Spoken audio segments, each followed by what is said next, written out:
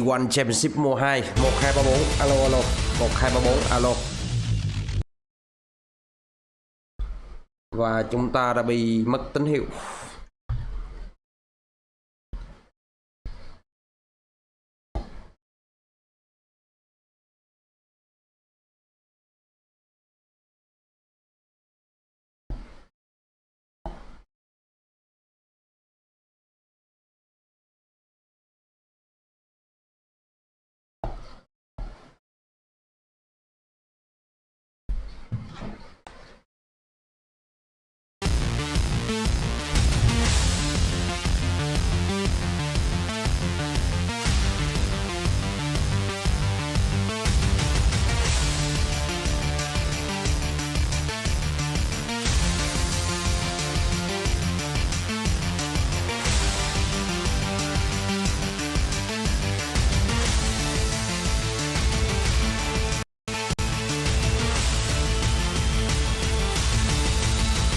Alo alo, kiểm tra livestream 123 test 12345 alo.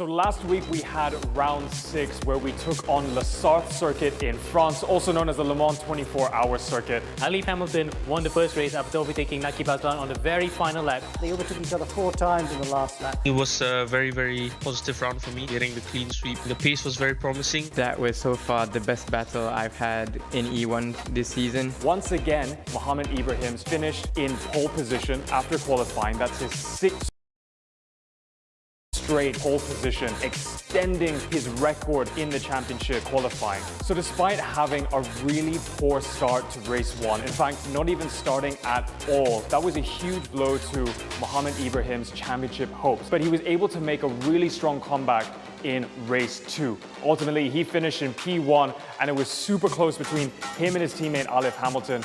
Really went down to the wire on the last lap. So tonight, Black Cars have the opportunity to close in on Team Flash because Ibrahim, for tonight, will be getting a 1-round ban. When Mohammed Ibrahim was stripped of the victory for running his mouth off. Very careless thing to do on live television. The consequence is the team's points get lowered as well. So with this ban, it's fallen into Josh Powen's hands. Josh Powen now leads the championship. Look, I'm not going to lie, I'm a bit surprised to be the championship leader after the lack of pace at Le Mans. I've got 2 flash cars still chasing me, so we'll have to see what happens in the last 2 rounds. This week, Monza, the classic old Lotus. Alex Young, thank you. It's got to be fixed setup in the Lotus 49. It's at Monza. You're going to have the old cars, which will fizz around at the back end. No downforce. It's got no grip. The car moves around a lot. And what we're going to get at Monza. We will include the chicanes and include where the circuit kind of loops against itself twice. It will be a slipstreaming fest as well, but what's going to happen, no one can really tell. Monza combined is a great check for racing. The only problem is with the Lotus 49. It's very raw, you know, it's got a lot of power. It's going to be quite tough to be side by side. At a track that's already strong with slipstream and then adding an oval, it'll just be a crazy slipstream race, I think. Some parts of it are very, very bumpy, some parts of it are very, very smooth. And there's like huge straight. You have to brake way before the corner. So it's gonna be very interesting and hopefully, you know, I don't crash out there in the oval. It's going to be really tough.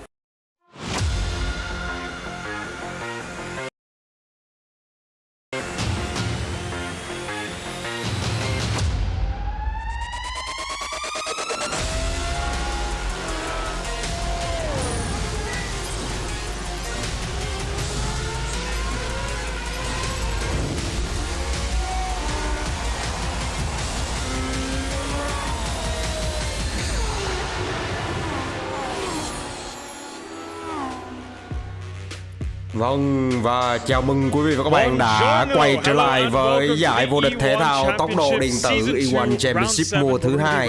Đây là giải đấu có quy mô hoành tráng với khâu tổ chức chuyên nghiệp cùng sự quy tụ của những tay đua hàng đầu khu vực Đông Nam Á và Australia.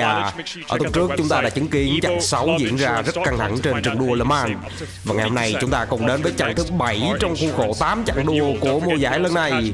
Ở chặng 7, chặng ghế cuối này, chúng ta sẽ cùng chứng kiến những chiếc xe công thức 1 cổ điển Lotus 49 tranh giành tranh tài tại trường đua Monza kết hợp ở tọa lạc tại nước Ý trên nền tảng giả lập iRacing hoàn toàn mới lần đầu tiên xuất hiện tại E1 Championship.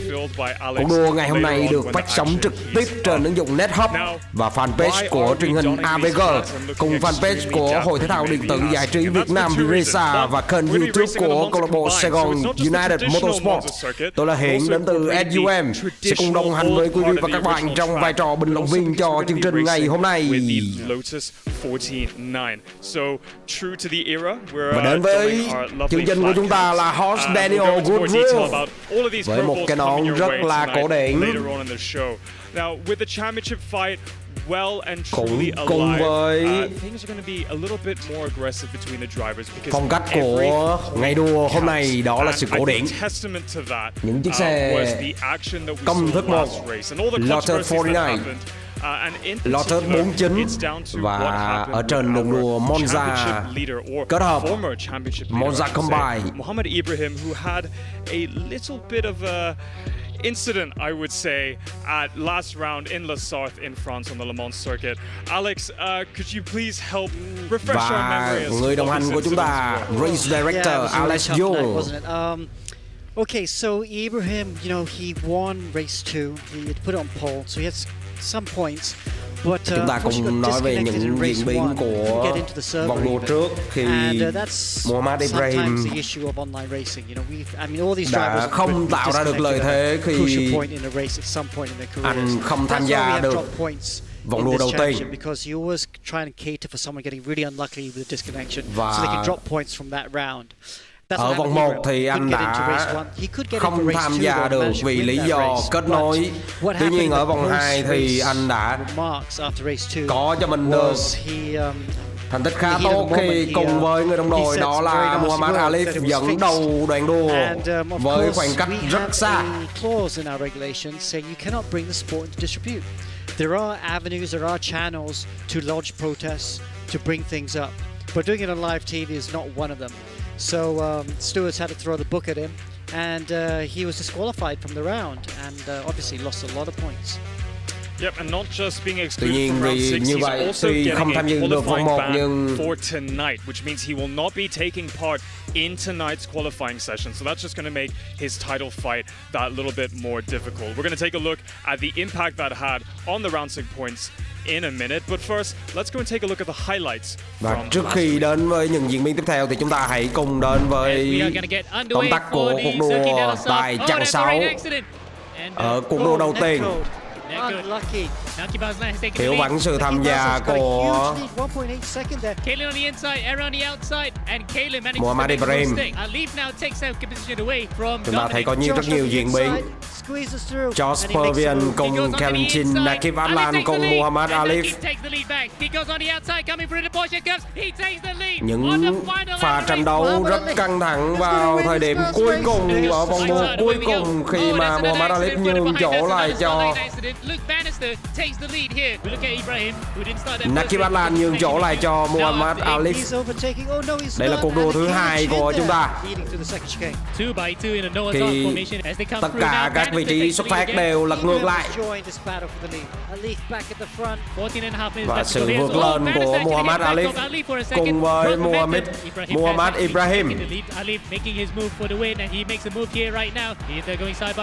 Hai người đồng đội cùng tạo ra khoảng cách khá xa vào khoảng 12 giây khi cuộc đua kết thúc. Đó là những diễn biến của vòng đua Le Mans chặng 6 vừa rồi. Qualify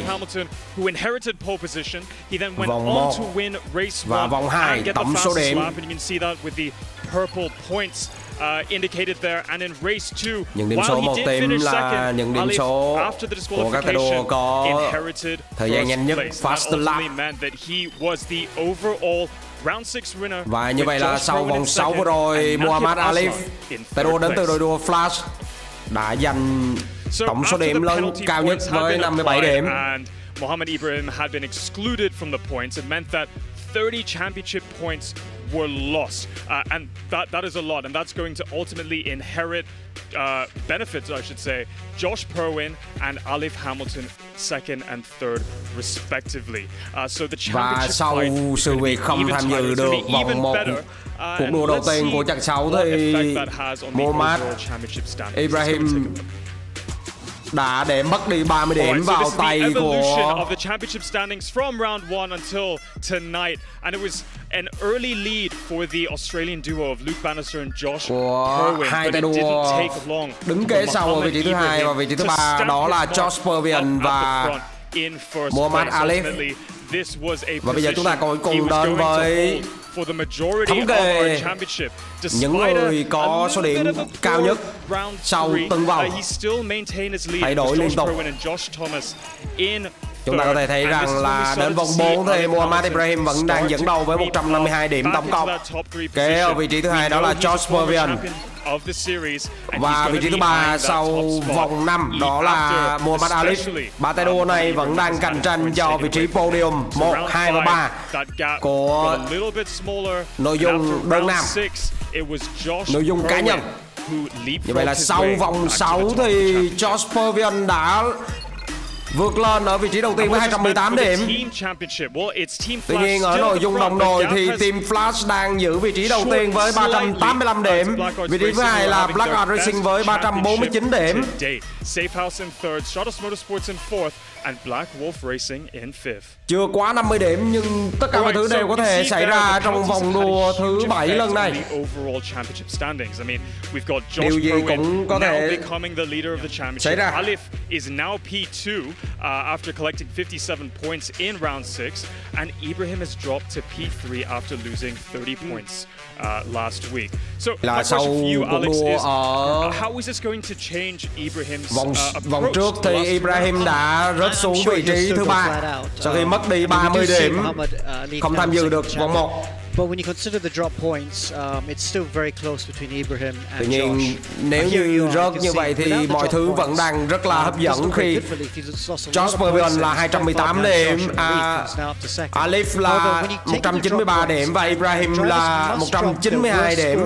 Between rounds 1 and 7. This is how it looks. So the colors in red, those are the lowest scores for each driver. So you can see Ibrahim will drop points from round 6. So he drops 0 points, whereas Alif has to drop 19 points from round 1. Josh has to drop 22 points from round 3. And that narrows it up quite a bit. And when you take out those drop points, you actually see Muhammad Alif is actually in second place. And he's only 4 points behind Josh Berwin. Một số tính toán đến từ ban tổ chức. Nếu như 22 points off the lead. Không tính những điểm số mà các tay đua you'd have to say though that although Alif he's within touching distance, mất đi vì nhiều lý do. But he's got có thể là mất kết nối hoặc là không tham dự được hoặc là bị disqualify, không thì số điểm chúng ta vẫn thấy đang rất là sát nhau. Josh Mervion 196, Muhammad Ibrahim 192. Some drivers have an even worse round 7 tonight. They can't drop those rounds, those races. And the second thing is it now becomes a 3-horse fight. We were saying a couple rounds ago it was just down to the two drivers, right? It was Muhammad Ibrahim. Đối với những vòng đua trước thì chỉ là cuộc đua song mã giữa Josh Mervion và Muhammad Ibrahim. Tuy nhiên sau vòng 6 vừa rồi và những diễn biến khá bất ngờ thì chúng ta có thể thấy rằng cuộc đua bây giờ là tam mã khi hai tay đua của Flash là Muhammad Ibrahim và Muhammad Alif cùng nhau cạnh tranh vị trí đầu tiên với tay đua Josh Mervion của team Black Art Racing. Và chúng ta tiếp theo hãy cùng đến với Amanda Andrea, hướng dẫn viên ngày hôm nay sẽ đưa chúng ta đến với đất nước Ý xinh đẹp ở trên trường đua Monza với layout combine, hay còn gọi là layout kết hợp, một layout rất độc đáo khi mà chỉ trong một vòng đua tất cả các tay đua phải vượt qua vạch xuất phát và về đích đến 2 lần. Nacional Monza was the world's third purpose-built racetrack, coming in after Brooklyn's and Indianapolis. Located within Monza's Royal Park, chúng ta có thể thấy những thông tin của trường đua. Độ dài của trường đua kết hợp này là 10 km với 2 khúc cua trái và 8 khúc cua phải.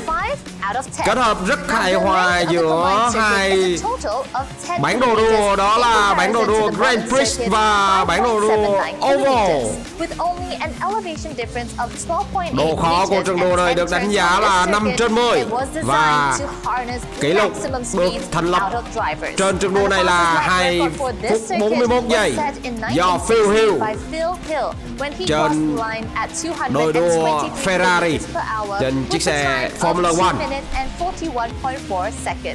Now this week we bid goodbye to the Dalaras as we go back in time. Chúng ta tạm rời xa chiếc Dallara IR01 và cùng quay trở lại với chiếc xe Lotus 49, Lotus 49 sản xuất năm 1967 và là một trong những chiếc xe rất nổi tiếng cho giải đua công thứ 1 vào những năm 70. Động cơ V8 4 xi lanh DOHC Sản sinh 440 mã lực và tốc độ cao nhất là 345 km/h.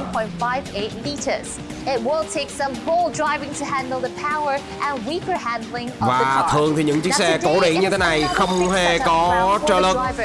This means that there are no adjustments allowed to Và any tối part of nay, the car. trên chiếc xe Lotus 49 này, các tay đua sẽ không được phép cấu hình bất kỳ một đặc tính nào của xe. Mang lại sự công bằng trong trường đua ngày hôm nay. Thể thức vẫn như bình thường, qualify 10 phút phân hàng. Và sau đó sprint race, cuộc đua đầu tiên 15 phút. Và tiếp theo đó nữa là feature race 30 phút. Với một cơ số vị trí xuất phát được đảo ngược. Drivers are required to drop points from their lowest rounds. Now this will potentially tighten the championship points for the drivers quite a bit. Và sau từng vòng thì tất cả các tay đua đều phải áp dụng luật drop point. Chúng tôi sẽ giải thích ở phần sau của chương trình. Và chúng ta cùng quay đến phần giải thưởng. 16.000 đô la chia ra cho hai nội dung cá nhân và nội dung đồng đội. 4.000 đô cho người dẫn đầu, 2.000 đô cho người thứ hai, 1.000 đô cho người thứ ba và thứ tư, thứ năm sẽ chia nhau 500 đô. Quay trở lại với host Daniel Woodruff và race director Alex Young. Chúng ta thấy tín hiệu từ trên trường đua. Những chiếc xe Lotus 49 đang lao băng ở trên trường đua.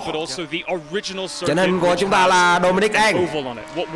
Okay, so it's a loop within a loop. If you ever watch Formula One a lot, and a lot of viewers here do watch Formula One, you notice that on the lead up to the Scari chicane, they go under a tunnel, don't they? They go under a bridge. Well, that bridge is part of the oval. Và Alex Young đang giải thích cho chúng ta biết về những thông tin của trường đua Monza. Đặc biệt là trong phiên bản Combine này, các bạn có thể thấy bản đồ ở góc phải phía trên của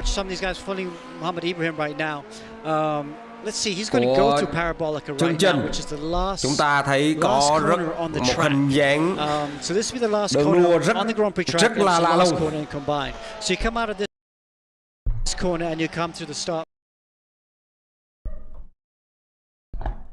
Và tín hiệu ở phía sản xuất, phía chương trình đang bị tạm thời gián đoạn. Chúng tôi sẽ quay trở lại trong vòng ít phút.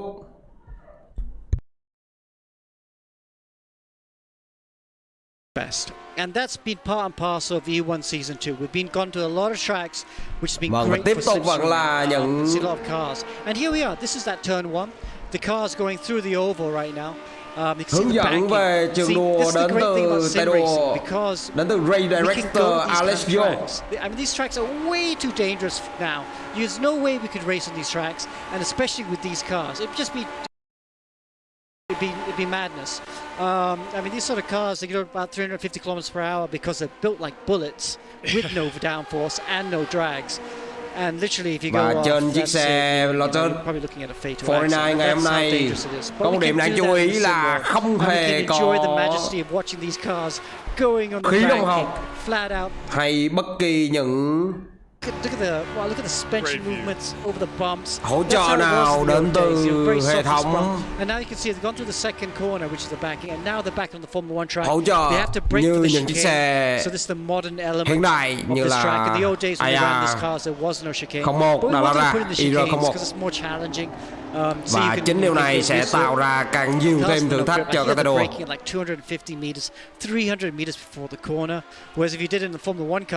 Just Pervian, người đang xếp ở đầu bảng xếp hạng ngày hôm nay.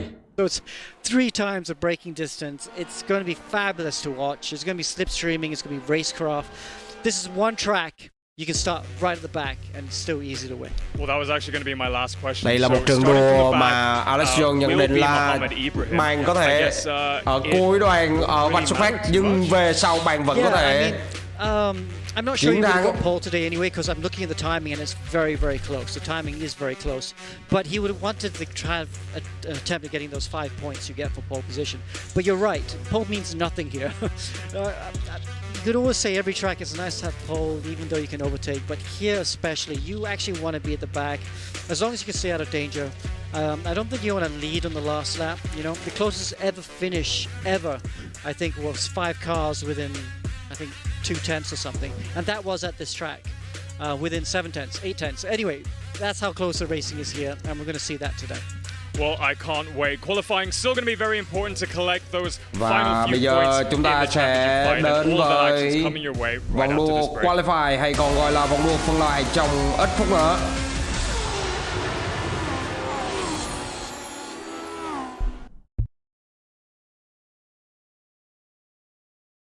When I switched to pro mileage, I got 47% of savings. I paid $790 for it. Compared to any other insurer, the cheapest was $1,290. Pro mileage was the only one that gave me $5,000 extra value to cover, yet still cheaper. My Volvo XC40 1 year premium 6,000 over ringgit. Then I start taking pro mileage.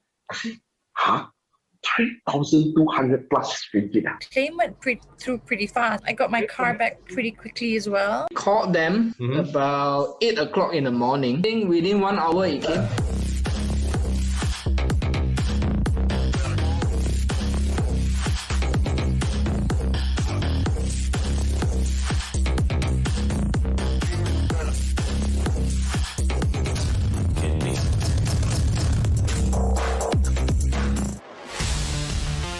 Vâng, và chào mừng quý vị và các bạn đã đến với giải vô địch thể thao tốc độ điện tử E1 Championship mùa thứ 2.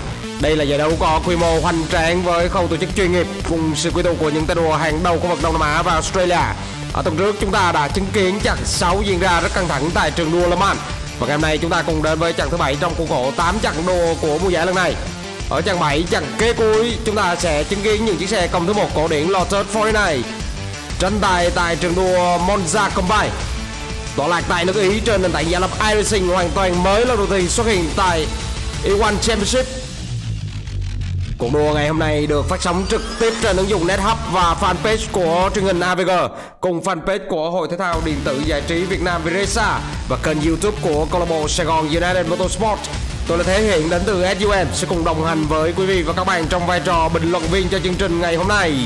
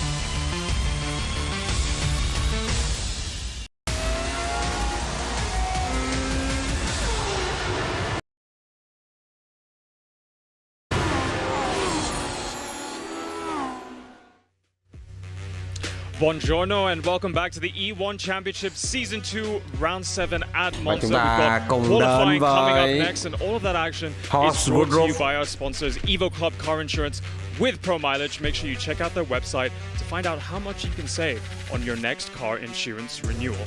Well, ahead of qualifying, let's go and take a look at our driver lineup for tonight's action. Trước khi đến với vòng Okay, here we go. Championship leading phần team hàng thì chúng ta hãy cùng điểm danh qua điểm mặt qua những đội đua và các tay đua. Đội đua Flash với hai tay đua Muhammad Alif và Muhammad Ibrahim. And next to Đội them, đua we have Straight the Out Green Racing Racing Machines of với Star Nakib Motorsports Aslan và fielding the Dominic legend duo Ang, of Nakib Aslan and nhà vô địch Dominic Ang. E1 Championship mùa 0. And then we have Singapore tiếp theo đó chúng ta có đội đua Black Group Racing của Kalen Chin và Ricardo Becelli. E1 in the previous season, and he showed he was quick. And the fast Tiếp Filipino theo đó đội duo đua GT Radio Philippines Eurasia Motorsports. GT They've had so Radio much support Eurasia on our với hai Facebook đội đua livestream. I Inigo think they're gonna Anton love all the action và tonight. Joaquin They are, Garrido. of course, Inigo Anton and Joaquin Garrido. Then we have the Singapore Tiếp Korean sau team. đó chúng ta có đội đua Thao đến từ Singapore với tay đua Miko Nasi và Joshua Thomas. He's joined with Josh Thomas. And some of the most Cạnh tranh với successful racing teams team in Flash the đó là region, đội đua Blackhearts Blackheart building Australian Racing duo với hai tay đua of Josh Kerwin Pervian and và Luke Luke Bannister. Bannister. Is now leading our championship. Then we have the Brunei-based Tiếp theo team đó Apex chúng ta E-Racing. có đội đua đến And, từ they have a Brunei, Malaysian duo, Apex Arif Azmi, only 6 years E-Racing old. với And Arif Freddie Ang, Azmir one of the và top racers, Freddie especially Ang. tin tops here in Malaysia. Slipstream Motorsports are going to be Tiếp filled sau đó with the sẽ two có go-karters of Daniel Martin and Ivan đội đua Van Slipstream Will their karting Motorsport với hai tay đua experience Daniel benefit the Martin Motorsport và 29 Ivan Vantagiado. Then we have Team EGG in the Sau đó chúng ta có team EGG Network với hai tay đua Aaron Lim và Manvin Ten. Champion, and he's joined by youngster Melvin Tan from the Philippines.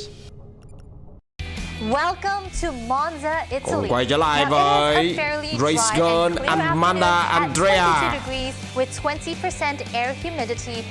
Cô đang cập nhật cho chúng ta những thông tin mới nhất đến liên quan tới thời tiết trên trường đua Monza ngày hôm nay.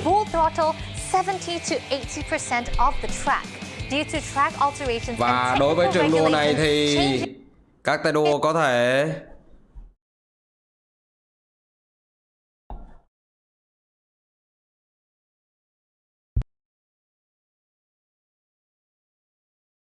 head over to the commentary desk. Thank you, Amanda, and thank you, Daniel. So, we're about just a few moments away from qualifying, and we cannot wait for this one because it's another different circuit and a different type of car we're racing here today, Alex. I know. I mean, it's the great thing about sim racing is that we can try different teams, different cars. And I know a lot of the teams are like, oh, gosh, another car to learn. But I think it's going to provide some excellent racing. You know, I'm going to love the fact that the car's going to move around so much. It's going to be fun to watch. And the fact that we had two of the closest ever finishes in F1 history at this very circuit in 1969, 1971. The closest top four ever, 1969. Jackie Stewart won that one by a few car lengths. And then Howden Gantley won in 1971. And that was a field of 5 cars. So it would be great to see if we can get to see the same thing here for this round. But now we're going to qualify Alex. The banking. That's pretty much the most prevalent thing on the circuit, isn't it? We don't normally see it on the F1 cameras. They rarely show it sometimes, but here we see it. Rất hiếm khi chúng ta có thể thấy mặt trường đua này ở trên những giải đua Formula 1. Let's just go on board and watch him from his point of view. Kalen Chin. Oh God, I gotta Các bạn có thể thấy sự just love watching the suspension travel, the compression through the banking. Then as he comes off the banking, see it's easy flat in the car, but it has to work. It's a big bump as the car chiếc xe Lotus 49 này. Wheel spin as they get airborne. Okay, so Kalen Chin, very fast Singaporean Australian. Here we are. This is the view from the cockpit. Look at that. Look how early he has to brake as he tries to slow the car down. Oh, absolutely no grip there. Monsters the curbs as he should, because there's so much suspension travel on these cars. He can monster the curbs. Gets good exit out turn 2 though, doesn't he? Yeah, in fact, these cars are not used to having very slow corners because back in the 60s, the circuits were more like very fast-flowing circuits. You don't have nonsense like chicanes like nowadays, isn't it? They can just be able to just stretch their legs out and just tap the throttle. And here, used to be just a kink, now it's another chicane. So really, it's a mixture of both, isn't it? It's a mix of both worlds. And you have the fast-flowing ovals and then the tight sections. And he's really working the car, isn't he? You see the rears locking up as he brakes for the second chicane. And he's really having to just kind of babysit the cars in, then use the curbs and try and get it straight on the exit so he can get the power down. I mean, 400 horsepower in these cars is a big deal because there's no grip in them. It's really easy to light up the rear wheels. Với một chiếc xe có khối động cơ 400 mã lực in these days, và kèm theo đó là không có sự hỗ trợ nào đến từ hệ thống khí động học, sẽ rất vất vả cho tất cả các tay đua có thể bắt kịp được hoặc tạo cho mình một vòng đua hoàn chỉnh. But that's just a little history lesson for F1. As what happened to Kalen there? Oh, he's run wide. He's just braked too late. Last corner on the track, and he overcooks it. It's such a long lap. You can't really afford to do that. I wonder if he'll get a track limits issue. But he's going to go across the line. I think he's one of the first to go across the line to finish his lap. No, start actually. Như vậy là Kalen có thể là tay đua đầu tiên tạo cho mình thành tích. The car looks a bit like a BRM, to be honest, because with the red front bắt đầu vòng đua phần hàng đầu tiên. It's a bit of how much actually. The more we see the other guys, the more we see that they're going for the classic colors. So in this case, we can safely say it's a bit BRM, isn't it, Alex? It does indeed. But you're right. Sorry, I forgot about the out lap. I thought we'd started the lap already. It's such a long lap. So these guys are only going to get maybe 2 time laps because it isn't enough time. Riding on board with Kalen right now. He's about to come to turn 2. Let's see who else is out there. Indigo Anton is also the same part of the track. He's going to turn 2 as well. Indigo Anton. So both these drivers are the same part of the track. Some of the others, Joaquin Garrido, his teammate in GT Radio. So lots of drivers. Sau đó là người đồng đội đến từ Joaquin Garrido.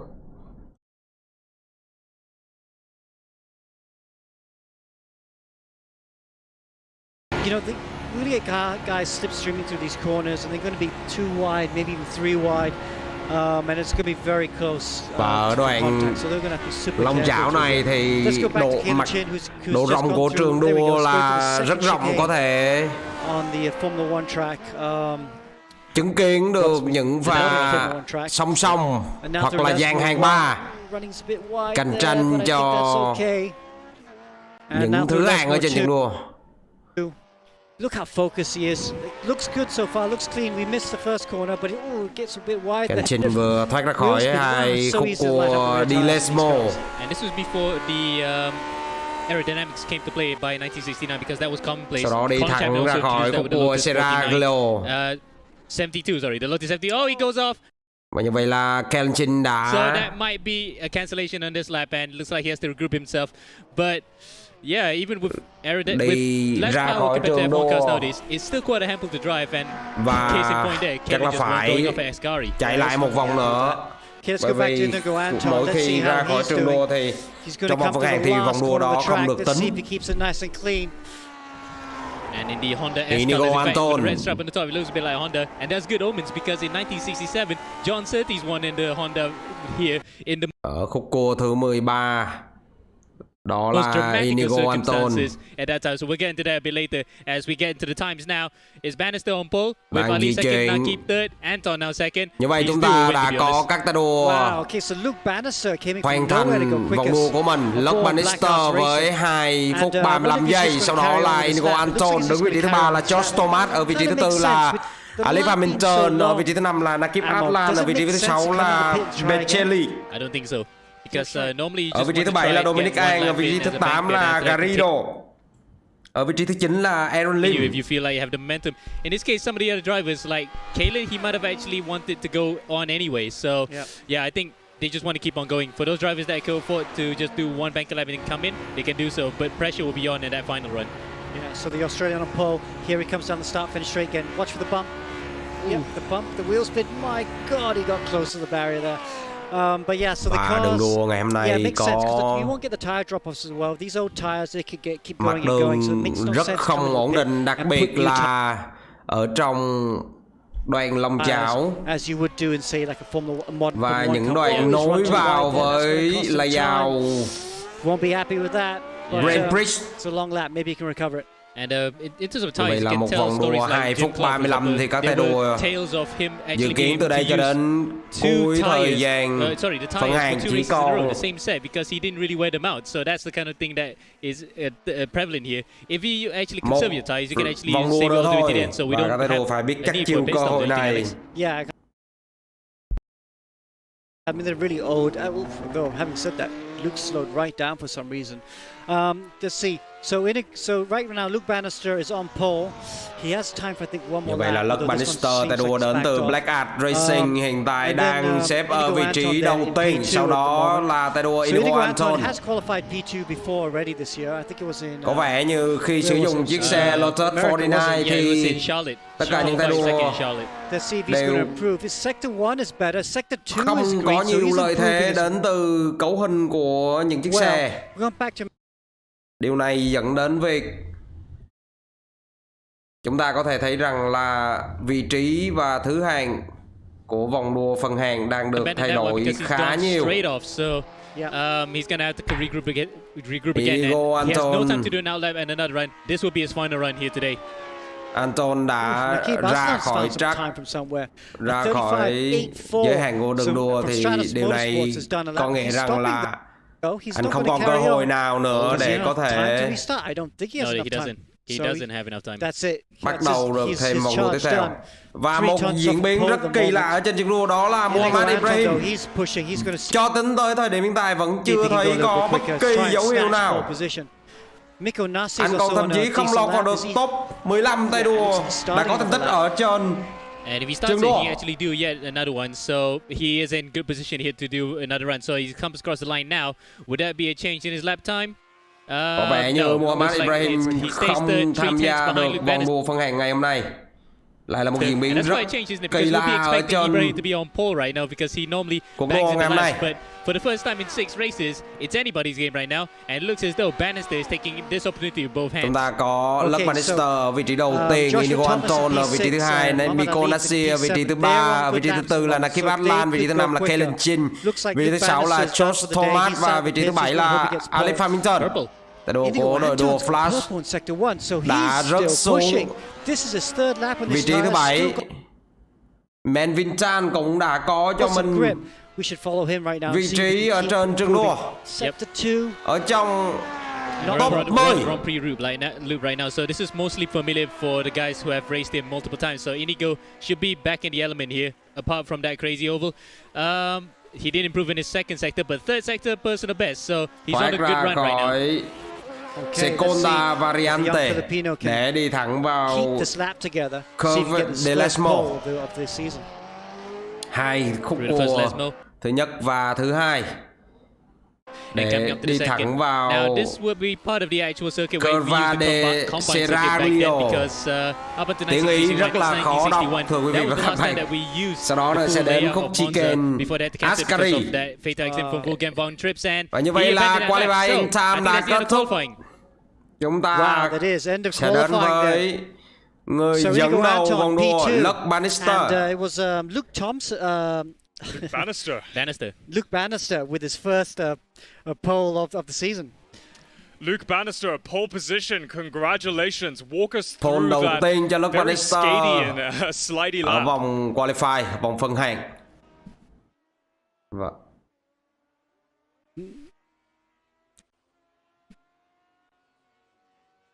Có vẻ như tín hiệu phía Nice pole. You said there's not much grip though, eh? So it looks really tricky đến to từ ban tổ chức rất là chập chờn. We seem to have a bit of audio problems, but we'll get that sorted soon. Okay. So, one quick question for you, Luke. Do you think pole position is a disadvantage tonight?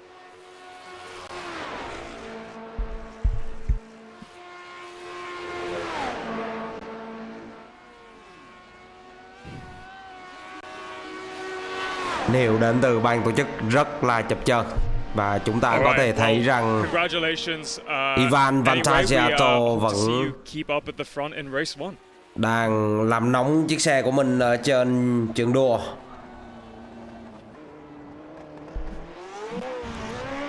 Alright, up next, Amir, I believe you're going to walk us through the unofficial qualifying results. Yep, and for the first time ever in 6 rounds, và in bây round giờ 7, chúng we ta have a cùng different đến pole với so all change here at the top of the field.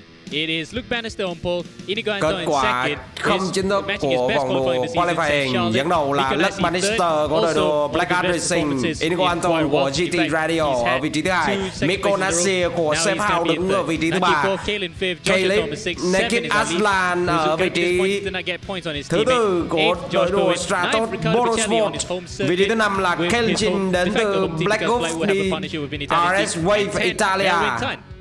Josh Thomas ở vị trí thứ 6. Vị trí thứ 7 tay đua đến từ team Flash là Alif Hamilton. Mohammad Ibrahim không hoàn thành vòng đua phân hạng vừa rồi. Và chúng ta bên cạnh đó cũng không thấy Josh Pervian ở đâu. Hãy cùng xem.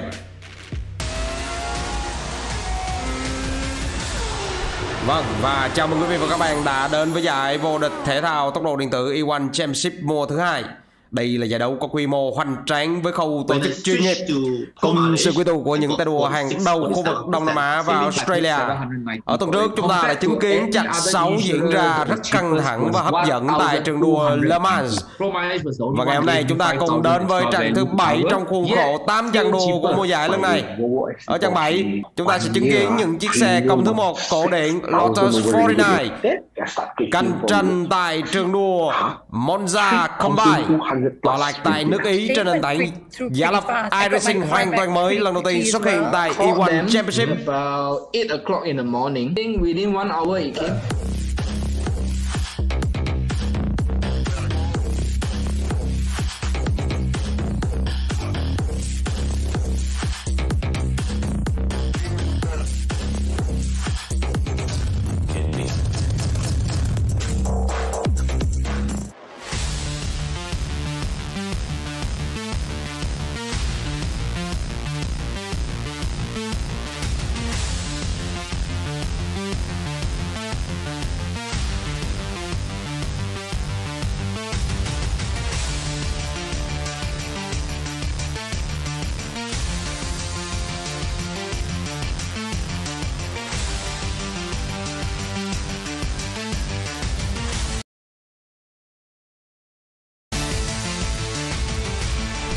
Vâng, và cuộc đua ngày hôm nay được phát sóng trực tiếp trên ứng dụng NetHub và fanpage của truyền hình AVG, còn fanpage của Hội Thể thao điện tử giải trí Việt Nam VIRESA và kênh YouTube của câu lạc bộ Saigon United Motorsports.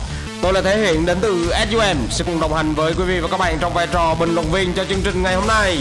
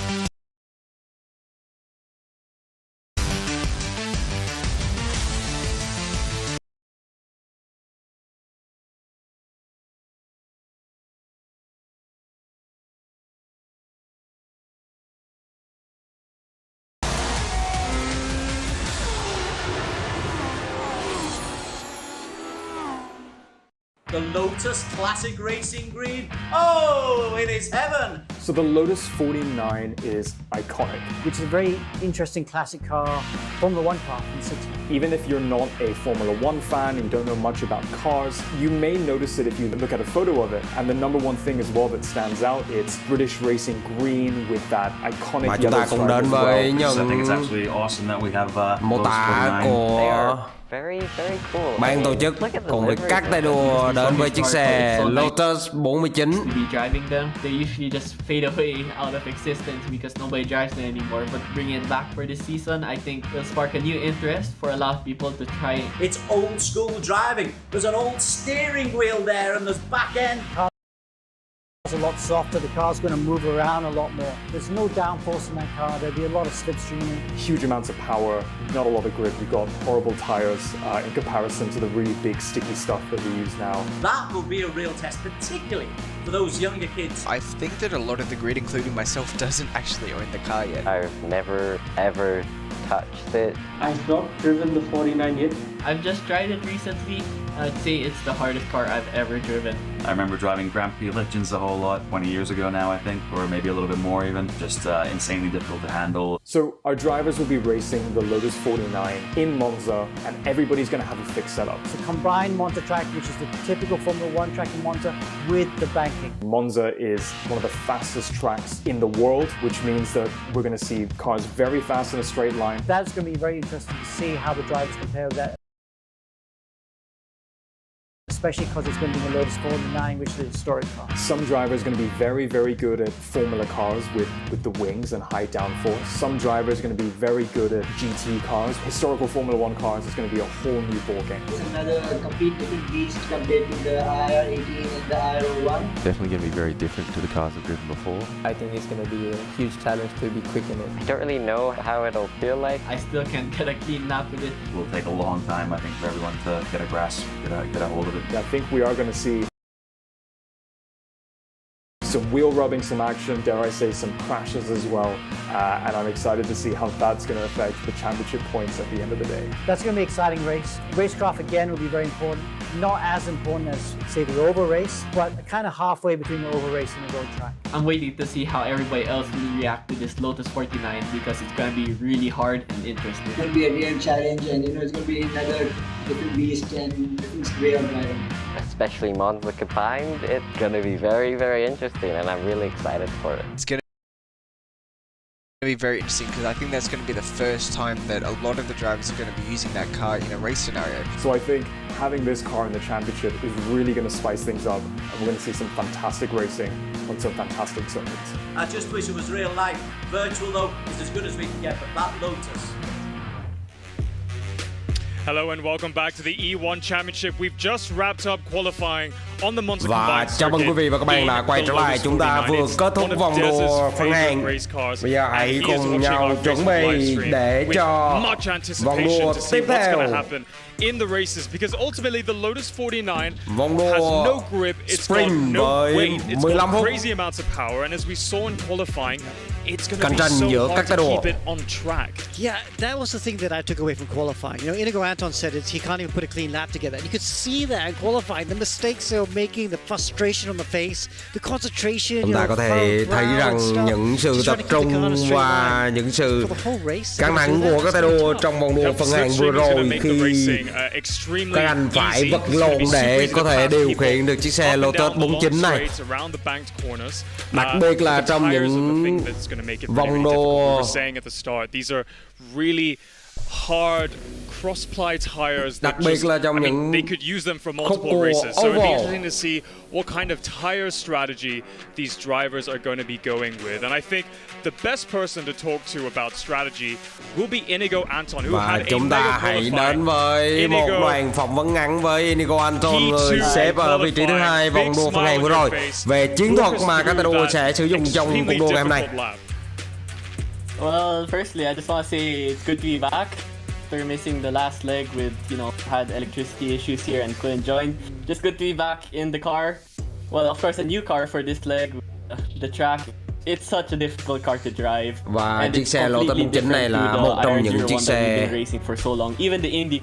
rất là khác so với chiếc Dallara, kể cả là chiếc Indica IR18 mà chúng ta đua những vòng đua trước. And be nice and easy through the corners because if you just wheel spin a bit. Và với chiếc Lotus 49 này thì bạn phải rất là nhẹ nhàng khi vào cua, bởi vì nếu như my first lap was able to be a good lap already. Gồng quá thì tất cả mọi thứ sẽ bị đổ bể. Yeah, that was my time. And we know it's going to be a fixed setup, so no changes to the suspension, camber, caster, or anything like that. But with these tires, are you going to be doing any pit stops? Hôm nay anh có dự định nào trong vòng đua sprint 15 phút đầu tiên thì có sử dụng pit stop nào hay không? Có vào pit không? It's going to be really hard to see because Rất là khó nói. I've kind of been doing some laps and sometimes my consistency is there, but the car just gets harder and harder to drive. It's like you're kind of taking a gamble with it.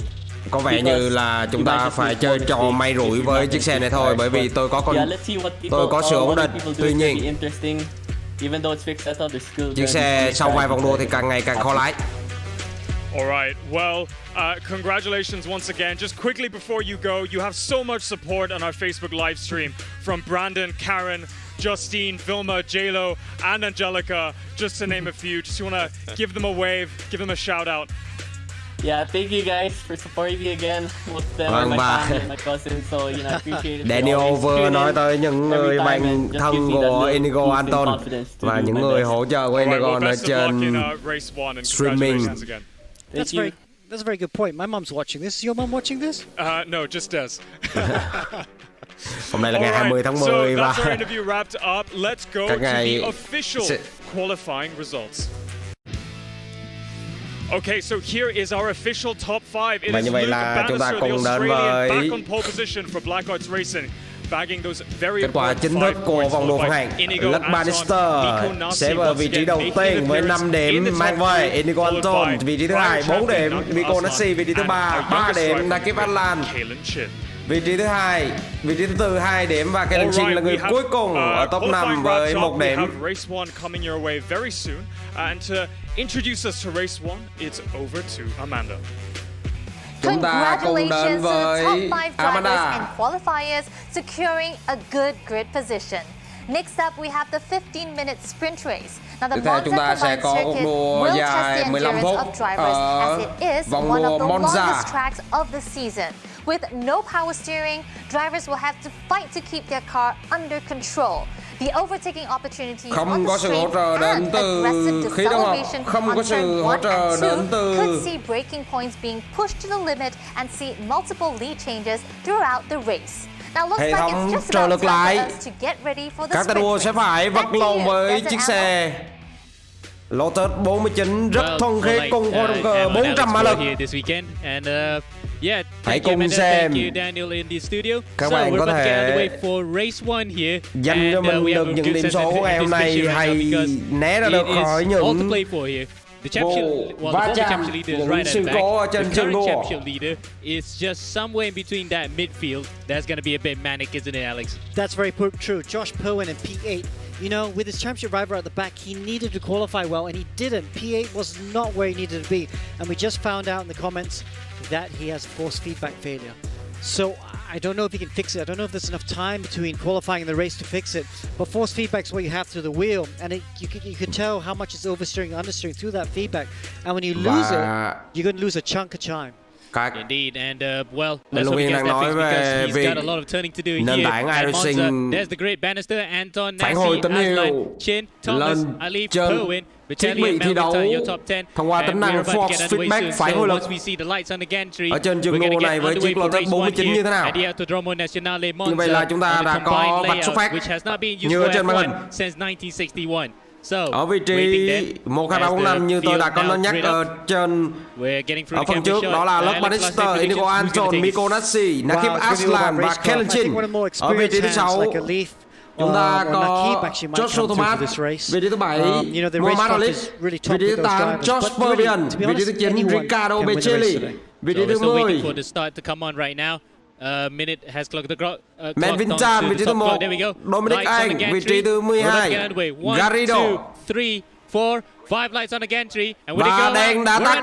Chào mọi người và các bạn đã đến với cuộc đua thứ 7 trong vòng 8 vòng đua của mùa giải E1 Championship thứ 2. Như vậy là đoàn đua đã tắt top và va chạm xảy ra ngay ở những phút đầu tiên của cuộc đua. Ricardo Becelli là người đang ở trên màn hình. Tuy nhiên ở top đầu thì chúng ta đang thấy là Inigo Anton vẫn dẫn vị trí đầu tiên. đang tranh đấu với Luke Bannister.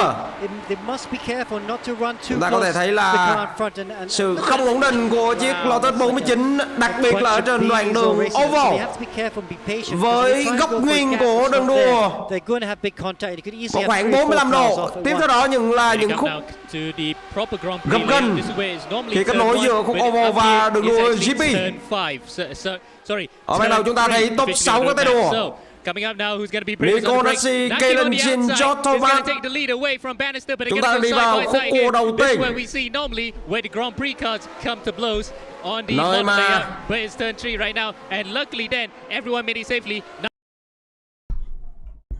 Alex Hamilton, Lewis Hamilton và 7 cars all together. From Naki Basan all the way to Josh Perwin in P7. Max Verstappen va chạm. Muhammad Ali is just a little bit further back than tiếp theo đó các tay đua đang đến đoạn đua Seconda Variante. He is really far back. There you know he's with the pack actually. There he is in P11. But he's with the pack, so he's những with khúc the slipstream and that's really gần 90 độ rất hóc hẻm dành cho các tay đua. Trên màn của chúng ta là Muhammad Ibrahim, anh đã lọt vào top 10 khi không hoàn thành xong vòng đua phân hạng vừa rồi. Dẫn đầu đang đua ngay tại thời điểm hiện tại là Nakib Aslan, ở vị trí thứ hai là Luke Bannister với 1.6 giây. Kế sau đó George Thomas cách 2 giây, Nico Nassi 0,23. Vị trí cho hai tay đua ở thứ hai và thứ ba là đang rất sát. Chúng ta hãy cùng xem lại phần đầu của đoạn đua khi mà va chạm diễn ra ở top sau giữa Aaron Lim và một tay đua khác của đội đua Stratos Racing. And Aaron there ended up somewhere in the tree. So both drivers who were involved in that accident in the pits, including Joaquin Garrido. So those three drivers Joaquin Garrido, Dominic Ang và Aaron Lim. Ba tay đua hiện tại đang ở trong pit để sửa xe. Wow, so Nakib just must have had a really good run through those last three corners. That's a big lead. Nakib Aslan quay lại với người dẫn đầu. Sau 2 vòng thì anh đang dẫn đầu và có thành tích nhanh nhất 2 phút 39 giây 329. Luke Bannister 2 phút 40 giây để vị trí thứ hai. George Thomas và Nico Nassi, hai tay đua đến từ đội đua Thao đang giữ cho mình vị trí thứ ba và vị trí thứ tư. Riccardo Becelli ở vị trí thứ 5, Josh Perwin ở vị trí thứ 6. Người đồng đội của George Thomas đang ở trên màn hình. Nakib needed, Luke needed for Josh. Ngay sau xe của George Thomas đó là Nico Nassi. Các anh đang di chuyển vào khúc vòng dạo thứ hai, có tên là Cove Parabolica ở trên đường đua Monza kết hợp ngày hôm nay. Như vậy là sau vòng xuất phát thì Riccardo Becelli đã lấy được cho mình vị trí thứ 5, tăng 4 thứ bậc. Chúng ta cùng đến với camera của George Perwin, anh đang đuổi theo Riccardo Becelli.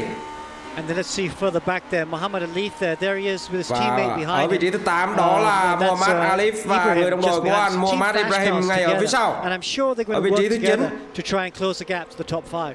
Và chắc chắn một điều rằng là các tay đua này đang rút ngắn lại khoảng cách với top 5. 1 giây chậm hơn so với Inigo Anton. Chúng ta có thể thấy rằng là Inigo Anton đang cách Nakib Aslan 5 giây và Alex Hamilton cùng Muhammad Ibrahim đang cách Nakib Aslan đến 6 giây. Chúng ta hãy cùng xem tiếp video quay lại của Kalen Chin cùng va chạm với tay đua có thể là Inigo Anton. Không, Joaquin Garrido trực tiếp cho Kalen Chin khi sau pha va chạm rồi anh lại đã bị quay xe. Chin ơi, quay xe. Và bây giờ hiện tại Kalen Chin đang xếp ở vị trí thứ 10. Chúng ta có thể thấy Kalen tụt mất 5 bậc so với vị trí xuất phát.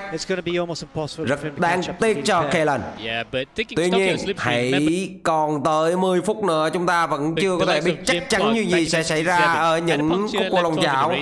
Như vậy là trong một diễn biến khác thì Luke Bannister đã là người giành lấy vị trí đầu tiên, vị trí tay đua có thành tích nhanh nhất trong cuộc đua ngày hôm nay với thành tích là But if only that the drivers in front are battling, just like we're watching right now, Luke 2 phút Bannister 35 giây was willing to 14. get back to his pole position. Như vậy là Right now, Naki he's Valen in the đã bị straight Luke from Bannister Lucky vượt qua. Chúng ta có thể thấy ở trên màn hình ở đoàn thắng đầu tiên ở trong khúc cua vòng chào. Sau đó tất cả các tay đua đưa vào đi vào khúc cua thứ hai, Cova Parabolica, để đi thẳng ra tiếp đoàn thắng xuất phát. Indeed, and unless the two of them Những chiếc xe Lotus 49 như nhảy bổng lên khi đi vào layout của đường đua Grand Prix. Như vậy là Luke Bannister đã phải nhường lại vị trí cho Riccardo Becelli. Còn tín hiệu chậm rồi. Naki Valen vẫn đang tranh tài cho vị trí đầu tiên với Luke Bannister. Anh đang bảo vệ vị trí của mình khi đang tiến vào. And that turn 3, the old F1 turn 3, that's not easy flat in these cars. And that mistake is allowing Nico Nassi to close the gap to the front two. So this battle is going to become a three-way battle. ở trên trường đua Monza. Tags Nakib through this corner. Lấy hết vào bên trong, cán qua đỉnh cua và chạy thẳng ra với tốc độ nhanh nhất có thể để đi vào khúc cua Corvadile Besmo. Got involved in that little shenanigan coming out there. Ascari khúc cua này là một khúc cua tốc độ cao. Nếu như các tay đua không tỉnh táo thì có thể cho xe văng ra ngoài bãi cát ở bên phía góc trái của trường đua. Đường của Serra Gilo. Để trước khi đi vào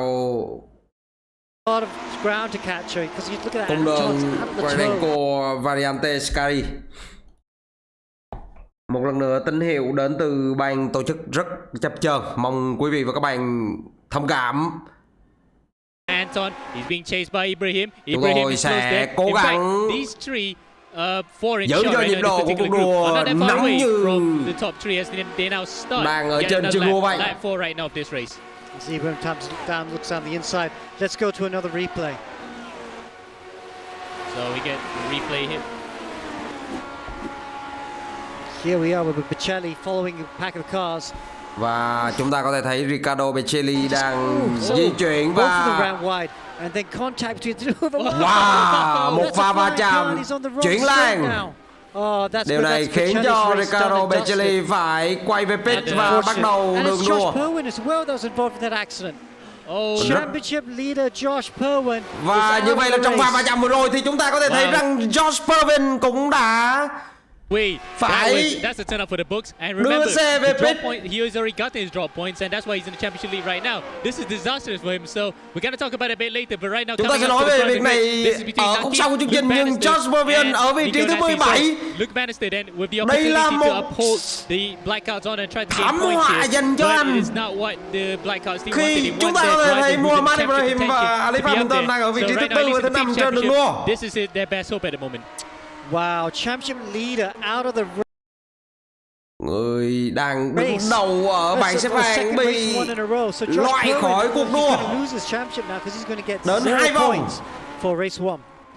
Oh no, that's really, chỉ really còn big khoảng 6 phút nữa thôi, liệu Josh Perwin đưa mình vào top 10 để có thể có điểm để cạnh tranh cùng Ibrahim và Ali Hamilton hay không? Right now it is a game of chess here. Who's gonna be the one who's leading the pack coming into the final lap? They're gonna have to break the toe right in front here to prevent the other driver behind from catching up. Chúng ta không thể biết trước bất kỳ chuyện gì xảy ra khi liên tục là những diễn biến ở trên chiếc đua.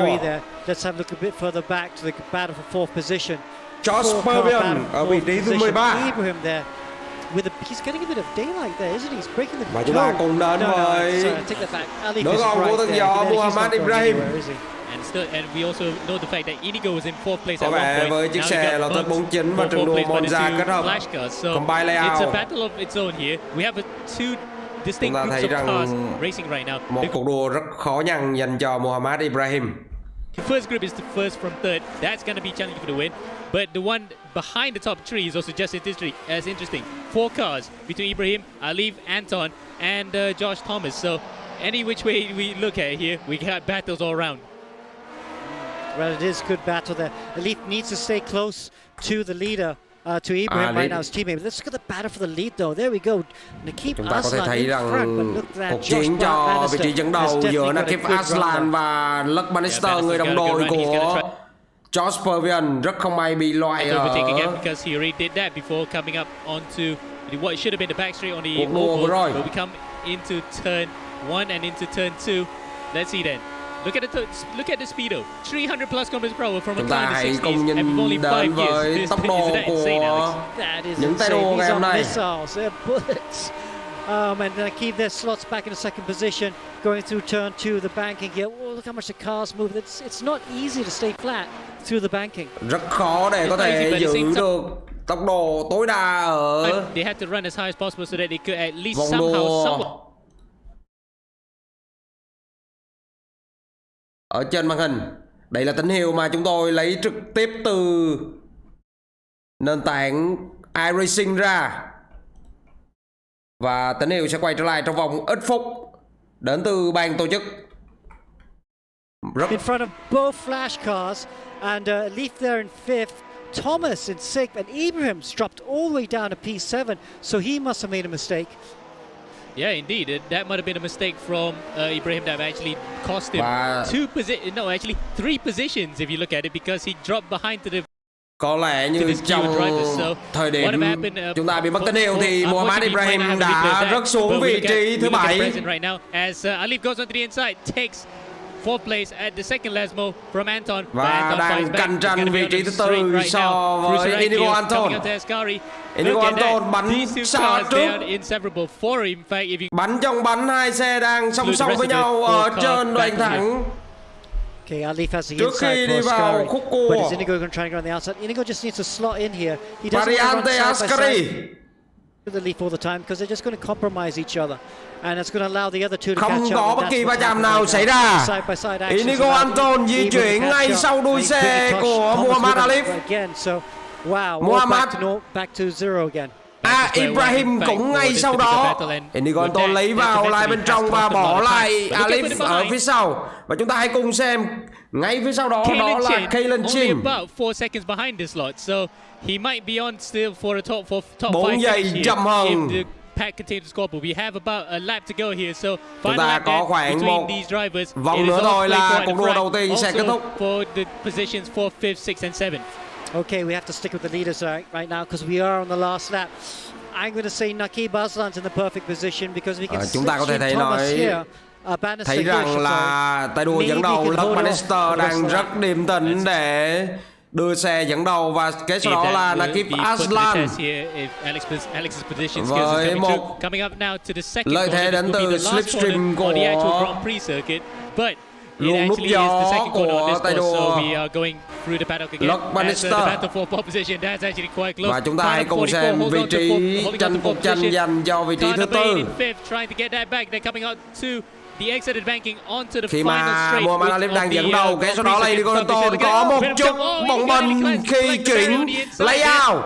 2 xe bên trong, 2 xe bên ngoài. Team Flash và team GT Radical cùng team Say How lấy vào lại bên trong, đó là Inigo Anton. Anton đang vượt lên, tuy nhiên Alif vẫn không để cho các anh có thể có được lợi thế trong cuộc đua ngày hôm nay. Tiếp theo đó nữa là cuộc battle ngay ở phía đầu đánh đua giữa Nakib Aslan và Luck Bannister. That could be a mistake.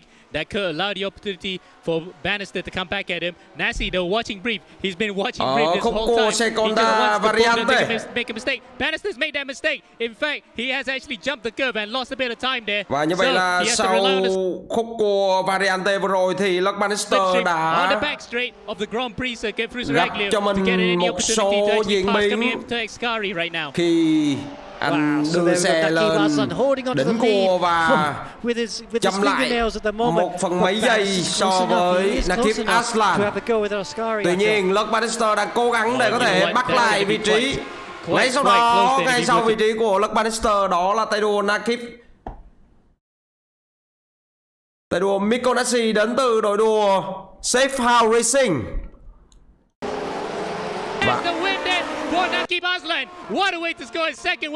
Và như vậy chúng ta có thể thấy rằng là tay đua Nakib Aslan một lần nữa là nhà vô địch, người chiến thắng của cuộc đua đầu tiên tại vòng 7 của E1 Championship Mùa 2.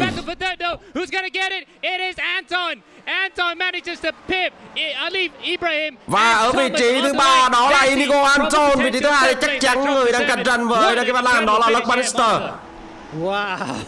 Một cuộc đua rất vất vả dành cho các tay đua ngày hôm nay. Nerve just to that last corner, and you're right, it was Bannister and Mikko Nasi that made the mistake to run wide. We have to talk to Nakib Aslan. Nakib, chúng ta sẽ đến với cuộc phỏng vấn với Nakib Aslan. Talk us through that. I'm shaking. Vâng, rất là xúc động đến từ Nakib Aslan sau cuộc đua vừa rồi, đặc biệt là trong những pha tranh đấu, pha battle cho vị trí thứ nhất và thứ nhì. You know, the DRS battles back from season 2, I mean season 1 and season 0.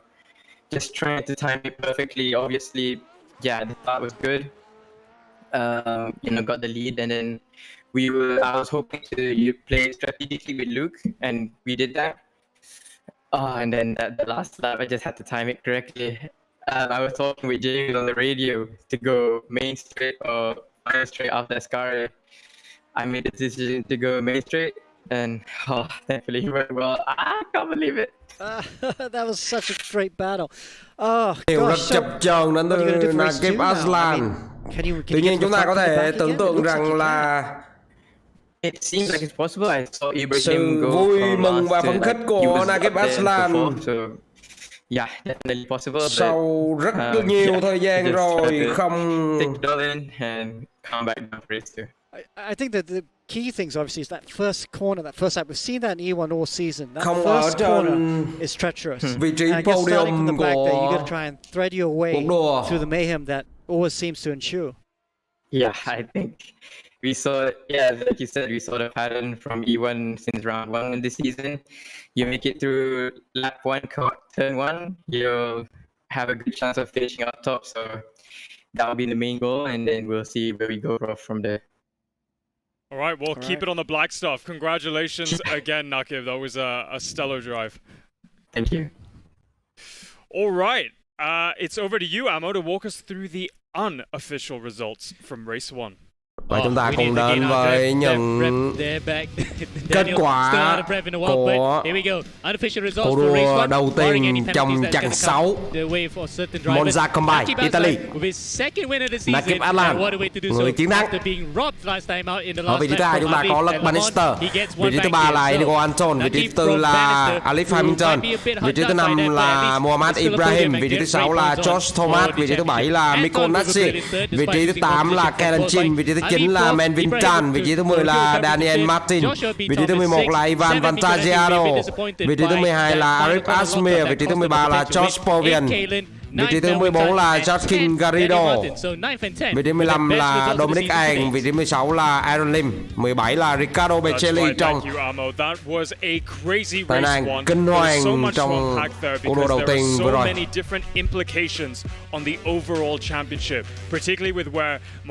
Với những sự thay đổi vừa rồi, đặc biệt là pha tai nạn giữa George Povian và khiến cho anh tụt lại phía sau.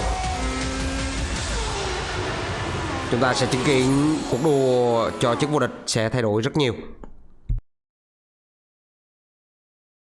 When I switched to pro mileage, I got 47% of savings. I paid $790 for it. Compared to any other insurer, the cheapest was $1,290. Pro mileage was the only one that gave me $5,000 extra value to cover. Yet still cheaper.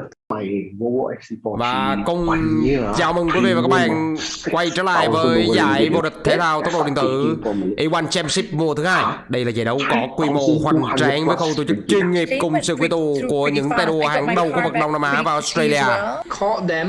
Ở tuần trước chúng ta đã chứng kiến chặng 6 diễn ra rất căng thẳng tại trường đua Le Mans. Và ngày hôm nay chúng ta cùng nhau đến với chặng thứ 7 trong khuôn khổ 8 chặng đua của mùa giải lần này.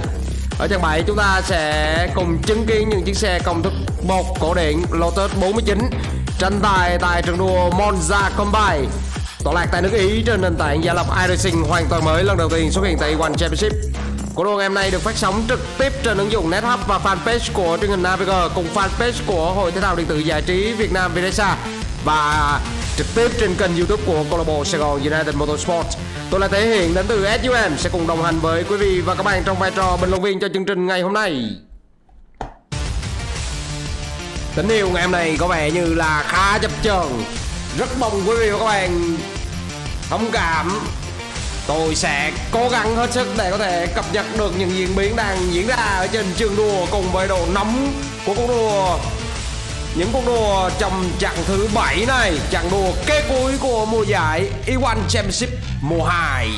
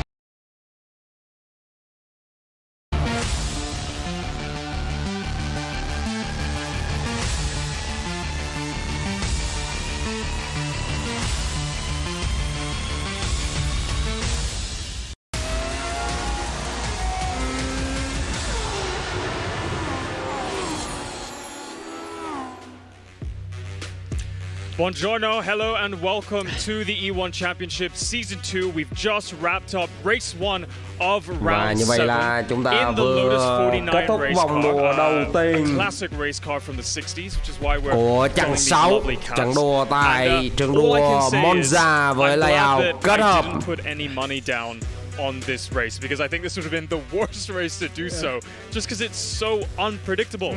I mean, Nakib Azan back in P1.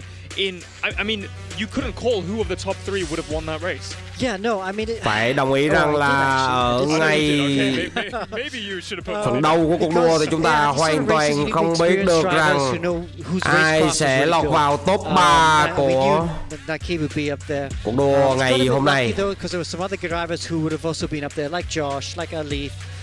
Kể cả là những tay đua như Alif hay Hamad Ibrahim hay là Josh Berbion, các tay đua đều ở ngoài khu vực top 3 và thực sự chúng ta không thể biết được rằng. That's right, it was like watching Cup pre-racing in motorcycles, seeing all those little packs of drivers. And Alex, it's interesting that you mentioned racecraft being an important element because ultimately we always pin Mikko Nasi as one of the best pure racers on the track, but he just had a nightmare of a last lap, and we're going to speak to him very shortly, but I think we should speak to Luke Bannister first. Đến với phần phỏng vấn với Luke Bannister. Must be a bit, I mean, that is frustration on your face. Walk us through your race 1. Yeah, the whole race, I was just trying to go as quickly as we could, trying to stay ahead of the Ibrahim Alif and Indigo group. That was my main goal, so I was just sticking behind when I had to, and then we got to that last lap and I tried to pass earlier in the lap, but I couldn't get it done, so then it came down to the last corner, and yeah, I didn't quite have a slipstream, he weaved out of it, and then I went on the brakes trying to go around the outside, and I think Mikko just went a little bit deep, so I had to fully come off the brakes, and luckily he didn't hit me, and then ended up P2. So a bit unlucky there. Mikko outbraking himself, forced you off the move, forced you out of the move. I think so, yeah. Yeah. All right. Well, we are going to have a reverse grid in race 2, and we know how strong the slipstream is. What's your tactic for race 2? Can you even have a strategy with so much carnage in one of these races? You can have a strategy, but it'll probably go out the window. So a lot of strategies then. You need a plan A through Z. Be as safe as possible, really. That's all you can do. Try and see the incidents before they happen and back out of them if you can, and then do everything you can to get through it, and then, you know, it'll all come down to the end probably again. Well, I say this time and time again, you just got to keep it on the black stuff. P2 still very good for the championship, so congratulations there. And we'll see how much you can climb up in race 2. Cool. All right. We have to talk to Mikko Nasi. Mikko Nasi. Yeah. Tiếp theo là phỏng vấn đến với Mikko Nasi. So Mikko Nasi, I mean, yeah, that was interesting. We just had a chat with Luke Bannister, and he said he saw you coming up the rear of him into the last corner. He got very worried and had to get off the brakes. Yeah, that was an interesting race. Well, yeah, it was. I was during the race. I was thinking that Naki probably missed more apex than the whole season. Theo Mikko Nasi. Yeah, I saved it until that last corner to make my mistake. Yeah, just unfortunately. Mà tôi đã cố gắng I think, rất nhiều trong suốt cả cuộc đua, tuy nhiên ở khúc cuối thì tôi lại gặp sự cố vì một số cái sự mất tập trung. Waiting to make your move. Was that the strategy?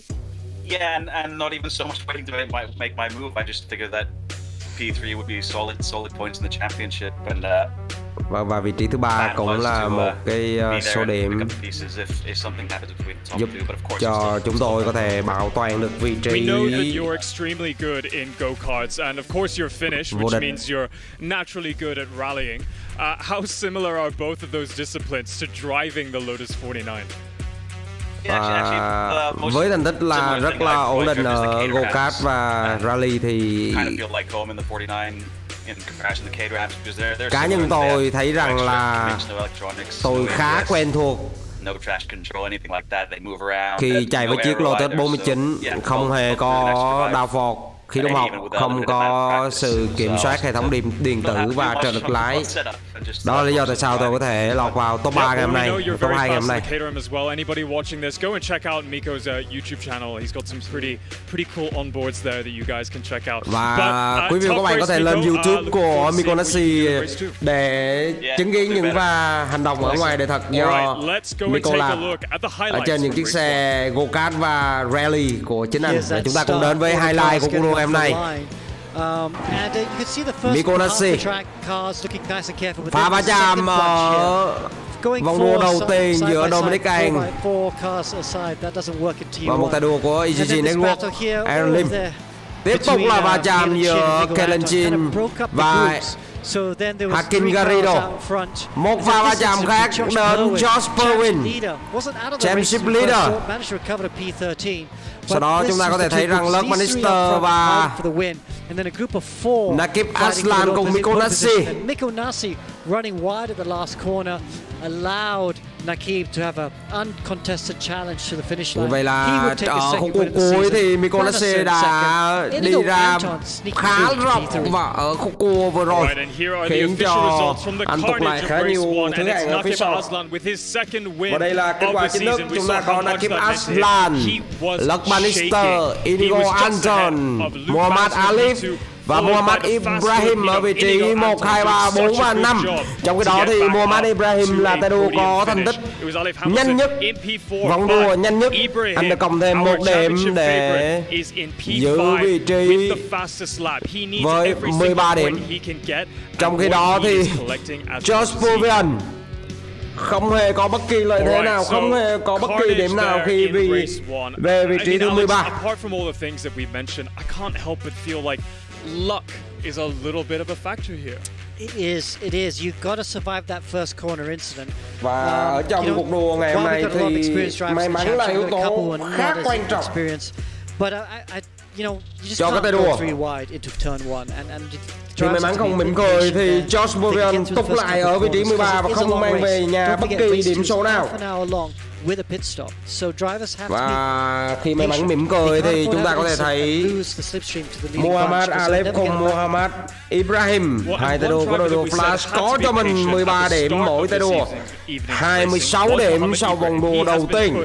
on the back foot because of his penalties from round 6. And it was all for Josh Perwin to gain. He started up in the mid-pack. He had his, his moments up at the front, but then just that bad luck. He had another driver tag him up the rear, putting him all the way into dead last. I can't help but feel like the tide has changed a little bit. And now Josh also has to be a little bit more reserved in his approach to race 2. Yeah, so he was, like you said, he was in the leading bunch, then he got involved in that incident that almost put him out of the race. But I don't know, I haven't been able to reach out to him to find out if his force feedback is back. Because if he's driving without force feedback, it's very hard to keep put the car where you want it to. And if he's driving without force feedback, he's going to struggle in race 2. I'm hoping he's got it back and he can have a more competitive race 2. Yep, and right now our drivers are in the middle of a inter-race practice session. They're going to be taking all of the learnings that they can from race 1. Tiếp theo, chúng ta đã có tín hiệu ở trên trường đua khi các tay đua đã bắt đầu đưa xe vào trường đua để luyện tập, làm quen với trường đua và học lại từ những lỗi lầm diễn ra ở trên cuộc đua đầu tiên. When to make the move on Luke Bannister. And ultimately, like with Cup Pre-racing and motorbikes, it's all about timing it on the last lap. You don't want to be starting that last lap in first. Okay, so what we're seeing now is you don't want to be exactly starting that last lap in first, but the question is, do you overtake at the next straight, or the next straight, or the next straight? Because if you overtake at the straight after turn 1, you might get done in the second straight. But it's also really tricky because coming out of turn 2, you see that huge bump onto the other start-finish straight. They're flying. Inigo Anton almost lost it on the last corner, on the last lap. Và các bình luận viên đang nói về risk-versus-reward strategy, and you have to play it right. And we talked about Ibrahim, who's in shot right now. Ibrahim he played that race quite well, I think. He didn't take big risks. Okay, he didn't finish in the top 3, but he finished 5th. Khúc ghê got some useful points, especially when the championship leader Josh Perwin was almost out of khi ở trên đoạn đường lòng chảo và đi thẳng ra khúc cua. Favorite round of the entire championship. I am so excited for race 2 and all that action is going to be coming right your way right after this commercial break. Và một lần nữa, đối với những ai đang theo dõi và những ai vừa mới đến chương trình này, xin chào mừng quý vị và các bạn đã đến với giải vô địch thể thao tốc độ điện tử E1 Championship mùa thứ 2. Đây là giải đấu có quy mô hoành tráng với khâu tổ chức chuyên nghiệp cùng sự quy tụ của những tay đua hàng đầu của bậc Đông Nam Á và Australia. Ở tuần trước, chúng ta đã chứng kiến chặng 6 diễn ra rất căng thẳng tại trường đua Le Mans. Ngày hôm nay thì chúng ta sẽ tiếp tục đến với cuộc đua thứ 2 trong chặng 7 của khuôn khổ 8 chặng đua mùa giải lần này. Ở chặng 7 thì chúng ta đã chứng kiến cuộc đua đầu tiên, nơi mà những chiếc xe công thức 1 cổ điển Lotus 49 tranh tài tại trường đua Monza với layout là combine. Trên nền tảng giả lập iRacing hoàn toàn mới lần đầu tiên xuất hiện tại E1 Championship.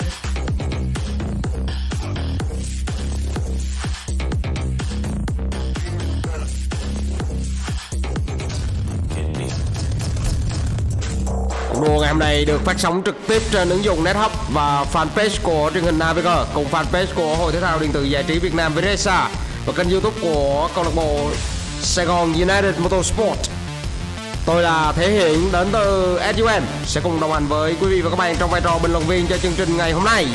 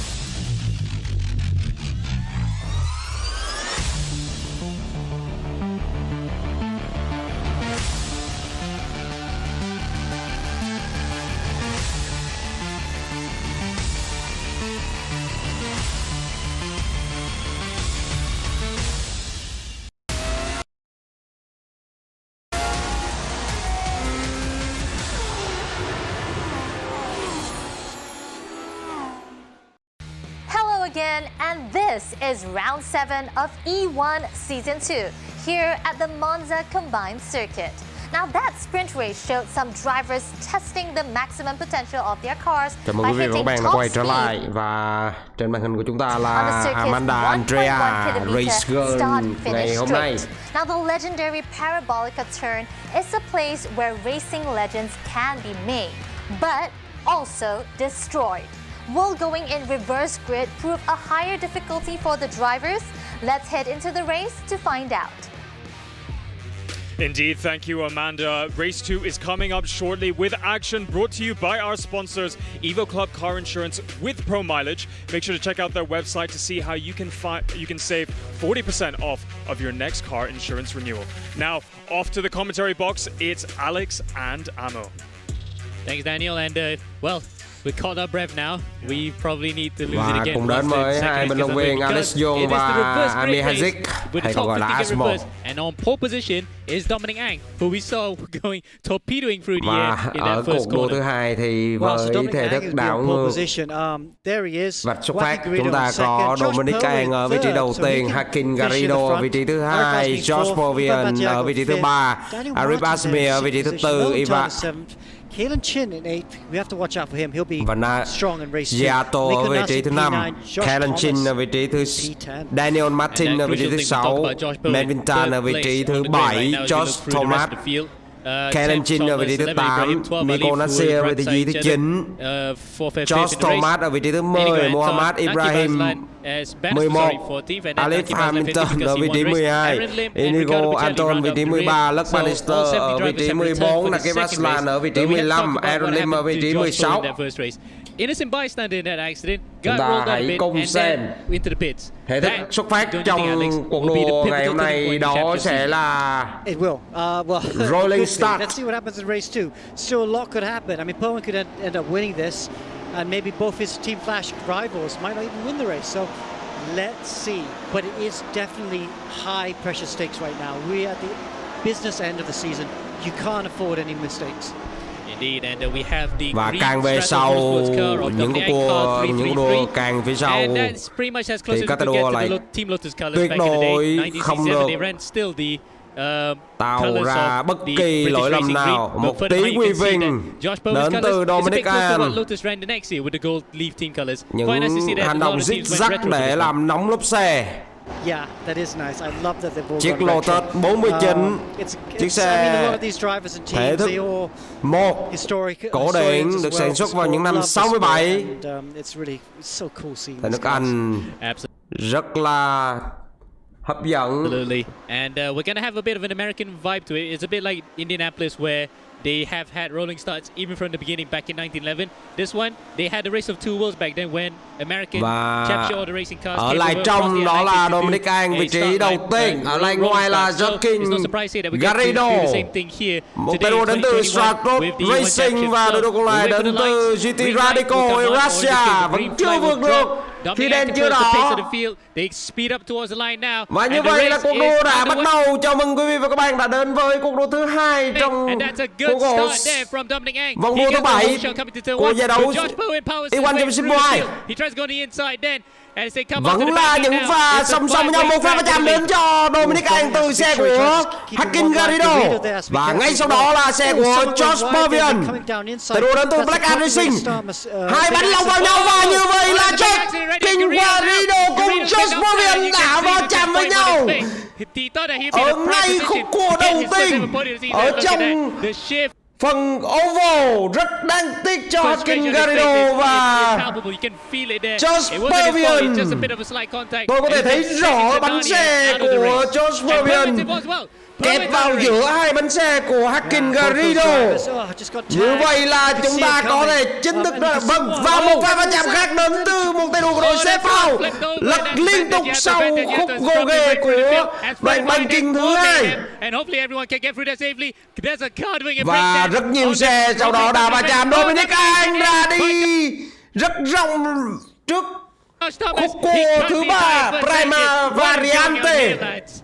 Cắt và bắt buộc Dominic Ang phải châm lại rất nhiều. Joshua Thomas, tay đua đến từ Safe Foul, đang dẫn ở vị trí thứ 2.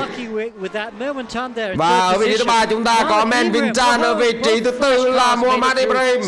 Như vậy là Muhammad Ibrahim đã rất an toàn vượt lên phía trên. Và như vậy là một tay đua khác của Flash đã va chạm với Melvin.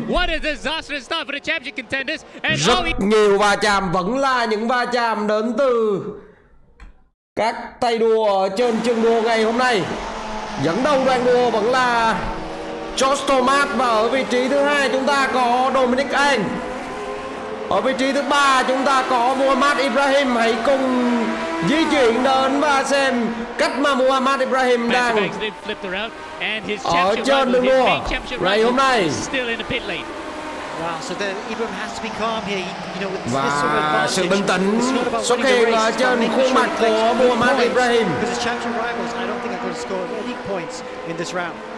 Và như vậy là Ibrahim đang dẫn trước hai tay đua của Stratos Racing, đó là Nakib Aslan và Dominic Ang. Và các anh đang đi thẳng ở khu vực finish và start để tiến vào khúc cua lòng chảo đầu tiên. Tay đua của đội đua đội đua Safe Foul Racing, Joshua Thomas đang là người dẫn đầu và cách đoàn đua ngay phía sau 1,7 giây. Yeah, so great opportunity there for him. But, you know, ngay sau đó chúng ta đang thấy là sự bảo vệ trong pha battle của vị trí thứ 2 đến từ Nakib Aslan và Dominic Ang cùng với Aaron Lim. Muhammad Ibrahim là người đang dẫn đầu top đua thứ 2 này. Anh đang di chuyển rất nhanh và cố gắng để không tạo ra luồng mất gió cho các tay đua như Nakib Aslan hay Dominic Ang. Vẫn là Muhammad Ibrahim ở trên đường đua, thưa quý vị và các bạn, đang tiến vào khúc cua Prima Vandriante. Di chuyển một cách an toàn, không có va chạm. Và như vậy là Ibrahim lấy vào lại trong.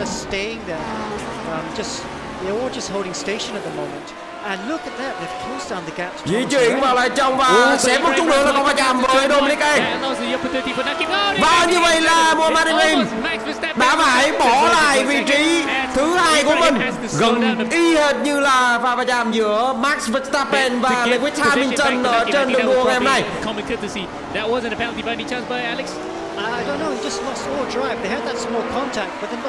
Chúng ta có thể là thấy rằng diễn biến liên tục thay đổi ở trên trường đua. Ở cái sau nhà có vẻ như George Pervian đã bỏ cuộc khi chúng ta không thấy anh lọt vào vị trí thứ 15. Kế đó người đồng đội của anh đó là Luke Bannister vẫn đang duy trì ở vị trí thứ 15. Một ngày tồi tệ cho team Black Art Racing. Trong cái đó thì Muhammad Alif Hamilton đang di chuyển ở vị trí thứ 8. Miko Nassi. Trên màn hình của chúng ta vẫn là Muhammad Ibrahim. That battle probably is putting a bit of a relief on Ibrahim's face. He knows full well that he can lose too much time in that particular instance. And it's all looking good for his teammate. Look at that, Josh Thomas. Và 3 seconds in front Josh of everyone Thomas else. So lợi dụng những va chạm, những tai nạn ở phía sau đoàn đua đã bắt đầu tách đoàn ra hơn 3 giây. Và chúng ta có thể thấy rằng tay đua Aaron Lim vẫn đang duy trì phong độ rất tuyệt vời khi anh đang di chuyển ở vị trí thứ 2. Quả là 5 phút đầu rất căng thẳng và hồi hộp của các tay đua.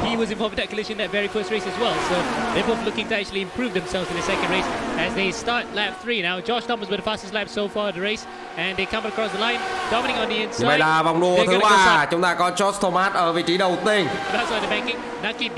Dominic Ang ở vị trí thứ 2.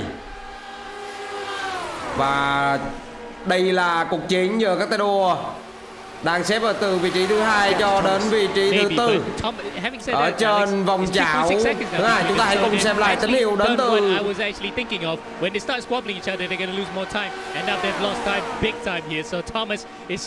ban tổ chức.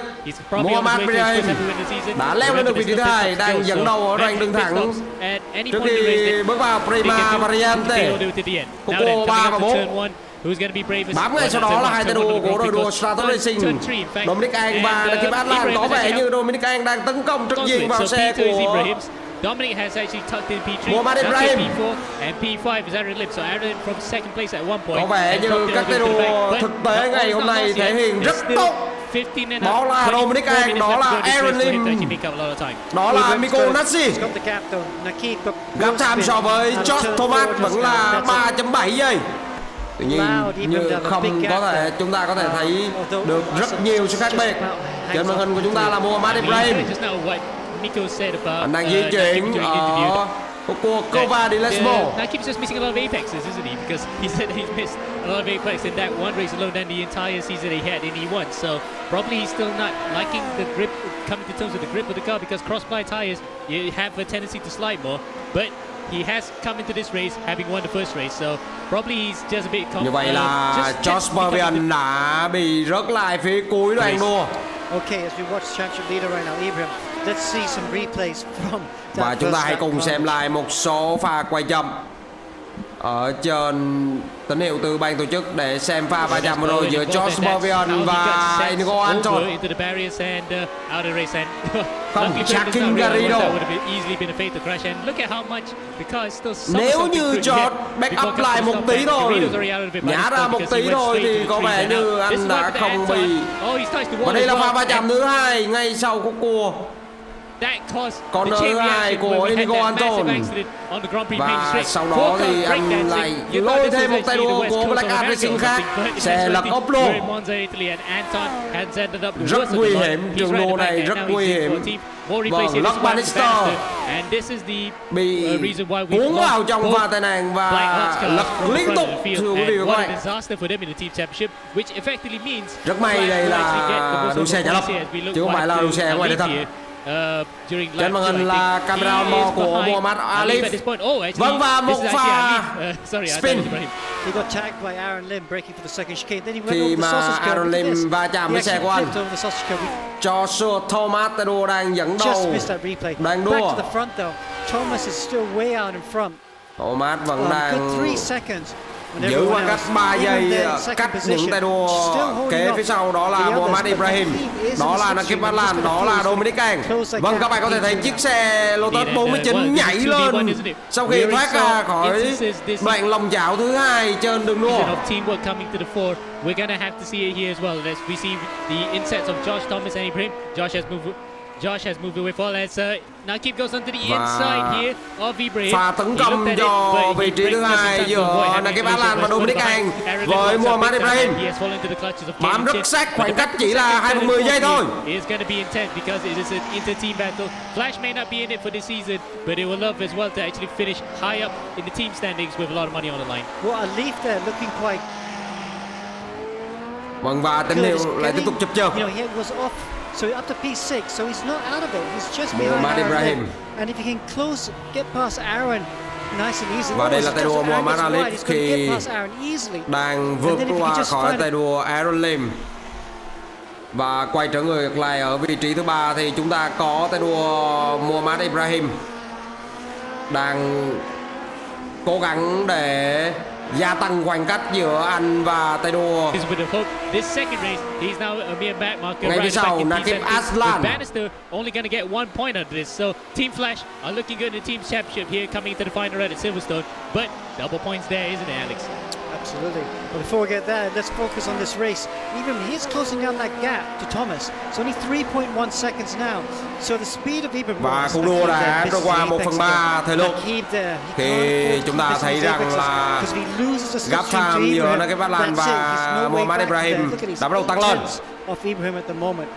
So, but I got a feeling this race is not over. 7/10 giây. Ibrahim's only 3 seconds behind Josh Thomas, and he's dragging Nakib Aslan with him.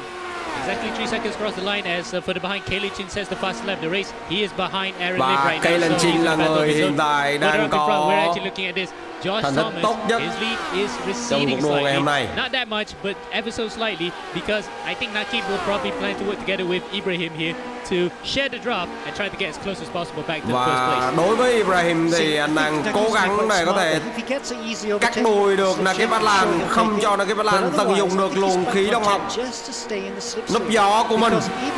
producing these laps, Là cái plan trên màn hình của chúng ta, thưa quý vị và các bạn, đang rất là tập trung. As they come across the final corner of the banking into the Grand Prix start finish rate, 2.93, so they've gained about 700s in that particular lap, but they're coming up to the first corner. And now this is potentially where the gap's going to increase if Nakib battles Mohammed Ibrahim. Và đang đi tới khúc cua đầu tiên, đó là hai tay đua Nakib Alan và Mohammed Alif. Ngay kế sau đó là Dominic Ang và Mohammed Alif. Có vẻ như hôm nay là cuộc chiến giữa hai team Stratos Racing và team Flash. Sự im nít và lạc mất tiêu của team Black Art Racing. Out of slipstream right now, tantalizing out of slipstream. And just dropping back. Và như vậy là ở trên màn hình của chúng ta thì đã thấy rằng Alif Hamilton là Mohammed Ibrahim đã bắt đầu tạo ra được khoảng cách đáng kể so với Nakib Alan. Kellen Chin, và đua hiện tại đã có thành tích nhanh nhất của mùa, đang ở vị trí thứ 6 và cố gắng tách ra tay đua Miko Dashi ngay ở phía sau. Rất là khó ổn định đối với chiếc xe Lotus 49 đối với Kellen Chin. The full V8, because of DMVs, you can hear how it is in full song. It's just a beautiful sight, a beautiful sound.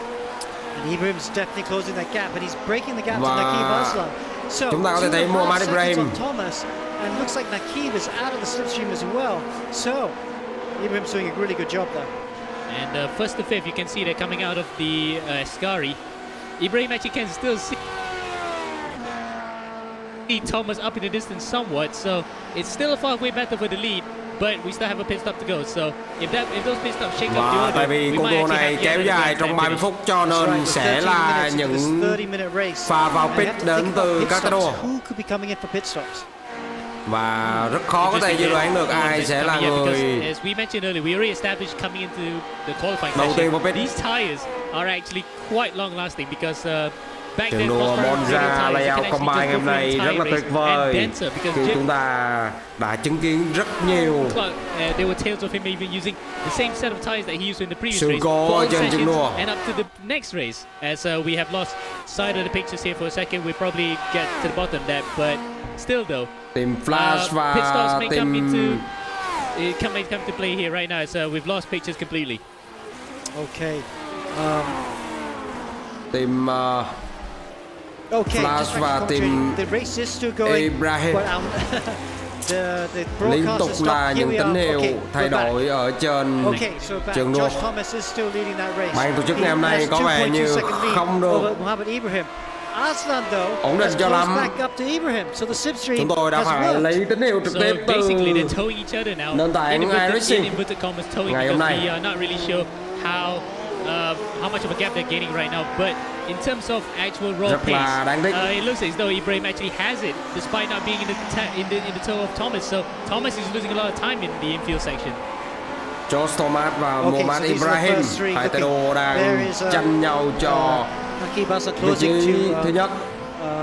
Và ngay kế sau đó là tay đua. Kế sau đó là tay đua Nakib Aslan và Dominic Ang. Có vẻ như ngày hôm nay là một cái ngày rất tuyệt vời cho đội đua Stratos Racing. He was in front of his teammate Ibrahim, but he still needs to actually be well in front in order to actually challenge for him. Có vẻ như Dominic Ang đang thể hiện mình là một tay đua già dơ và có rất là nhiều kinh nghiệm, không ngần ngại bất kỳ tay đua nào. Despite being held back for one race, Ibrahim still looks so strong. Yeah, exactly right there. Như vậy là Dominic Ang vừa bị vượt qua bởi tay đua Alif Hamilton. Yeah, and that's a very, very typical move, and I'm surprised that Dominic didn't find nền tảng giả lập thực tới mức bụi bám lên cả kính mắt của các tay đua.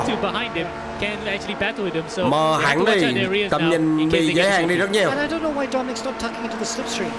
Okay, I Dominic đang tận dụng phần nút gió đến từ xe của Alex Hamilton. Well,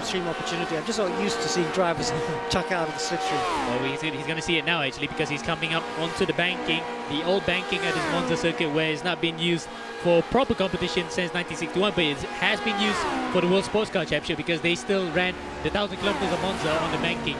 And fun fact, the Ford GT40 was the only car that could keep up with the Grand Prix cars of the era. So when they filmed Grand Prix, they used the Ford GT40 as a camera car. Wow, isn't that incredible? Okay, what are we now? We're almost half distance now. You would think that some of these drivers would start to think about pit stops.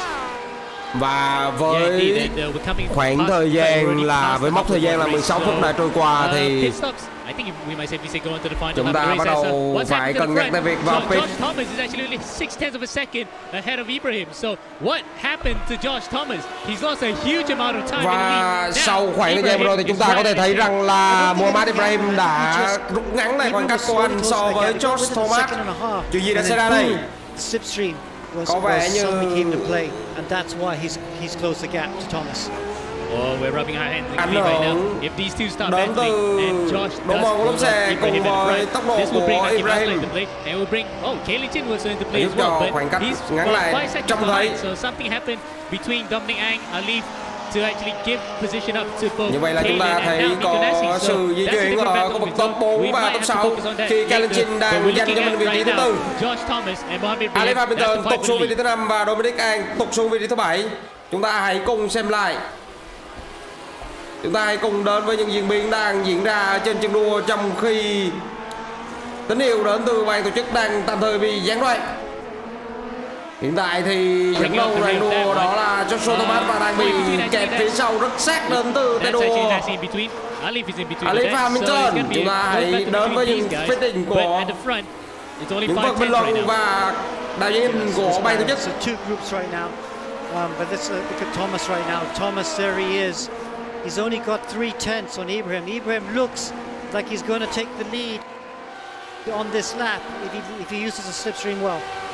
He is definitely going to use that slipstream because there's no other way for Thomas to defend apart from just weaving side to side, trying to break the turn. Look at that, 1.1 seconds difference in terms of lap time last time around. Ibrahim with the fastest lap race, 2:34.8. 1/10 giây đã được rút từ tay đua Muhammad Ibrahim với tay đua Josh Thomas. Và chúng ta hãy chứng kiến ở trên đoạn banking này sớm thôi các tay đua sẽ vượt nhau và như vậy là Muhammad Ibrahim đã lý vào bên trong đường đua, di chuyển lên hai xe song song đang vượt qua xe của Josh Thomas và không hề có bất kỳ một động thái nào bảo vệ vị trí thứ nhất của mình đến từ Josh Thomas. Như vậy là sau đoạn thắng vừa rồi thì Muhammad Ibrahim đã vượt lên một cách xuất sắc bằng ngoạn mục, rút ngắn khoảng thời gian 3 giây đối với tay đua Josh Thomas. Finished this season, well, matching his best finish of the season because he finished second in the second race at Gilles Villeneuve. But how he loved that to get a win, especially và chúng ta có thể thấy tốc độ của Muhammad Ibrahim là nhanh như thế nào. He might be potentially back ở đoạn đường thẳng để tiến vào khúc cua thứ 3 và thứ 4. Nhẹ nhàng vượt qua, không có bất kỳ lỗi nào. So does Ibrahim. And they are just gapping Nakib Hassan in third. Nakib's just way out. Và hai tay đua này đang tách thẳng ra tay đua ở vị trí thứ 3 Nakib Aslan. Anh hoàn toàn biến mất trong cuộc đua tranh vị trí 2 và 3 giữa anh và Muhammad Ibrahim. Kể cả về Josh Thomas tụt lại phía sau thì Nakib Aslan cũng không thể nào bắt được. Chúng ta có thể thấy rằng là Muhammad Ibrahim quá nhanh. Yeah, it's just because the squabbling over especially the first lap drama. Really, this kind of breaks up the group. But Josh there in P2 does he have the pace to get back in front of them? Và đây là camera của Josh Thomas khi ở trên trận đua. Yeah, that's a good question indeed because right now Ibrahim has built up a 4:10 gap ahead of Thomas. Ibrahim đang bắt đầu tách ra khoảng 4/10 giây so với Josh Thomas ở trên trận đua và các anh đang đi vào đoạn khúc cua. Probably just needs to recompose himself, get to the back of Ibrahim, and probably try to run out the same maneuver that Mika Nasi unfortunately did not do on the final lap and try to actually get his first victory of the season. Josh Thomas. Okay, there's Nakib Alson on third. Let's go back to that battle in fourth position. Chúng ta hãy cùng quay trở về và bắt tô cho vị trí thứ tư giữa Nakib Aslan và Alif Hamilton. Yeah, Nakib actually Không, thưa quý vị, là Kalen Chin by about 5 seconds. Kalen now, now imagine between Messi, he's into the pits. He's with the very first và như vậy là Kalen Chin đã bỏ không tham gia trận đấu để đưa xe vào pit. Như vậy là ở phút thứ 21, Kalen Chin vào pit và ở trên trường đua thì chúng ta có thể thấy là các tay đua vẫn đang di chuyển. Muhammad Ibrahim vẫn đang ở vị trí đầu tiên. Ở vị trí thứ hai chúng ta có Joshua Thomas. Ở vị trí thứ ba là Nakib Aslan. Ở vị trí thứ tư là Muhammad Alif. Ở vị trí thứ năm là Dominic Ang. Các tay đua này chưa vào pit, thưa quý vị và các bạn. Trong khi đó thì đến với tín hiệu của trường đua Menvintani và Vatiazo, Daniel Martin đều cũng đã vào pit. Josh Thomas quay trở lại đang ở vị trí thứ hai. Hai tay đua này anh cùng với Muhammad Ibrahim vẫn chưa vào pit và tôi nghĩ rằng là sau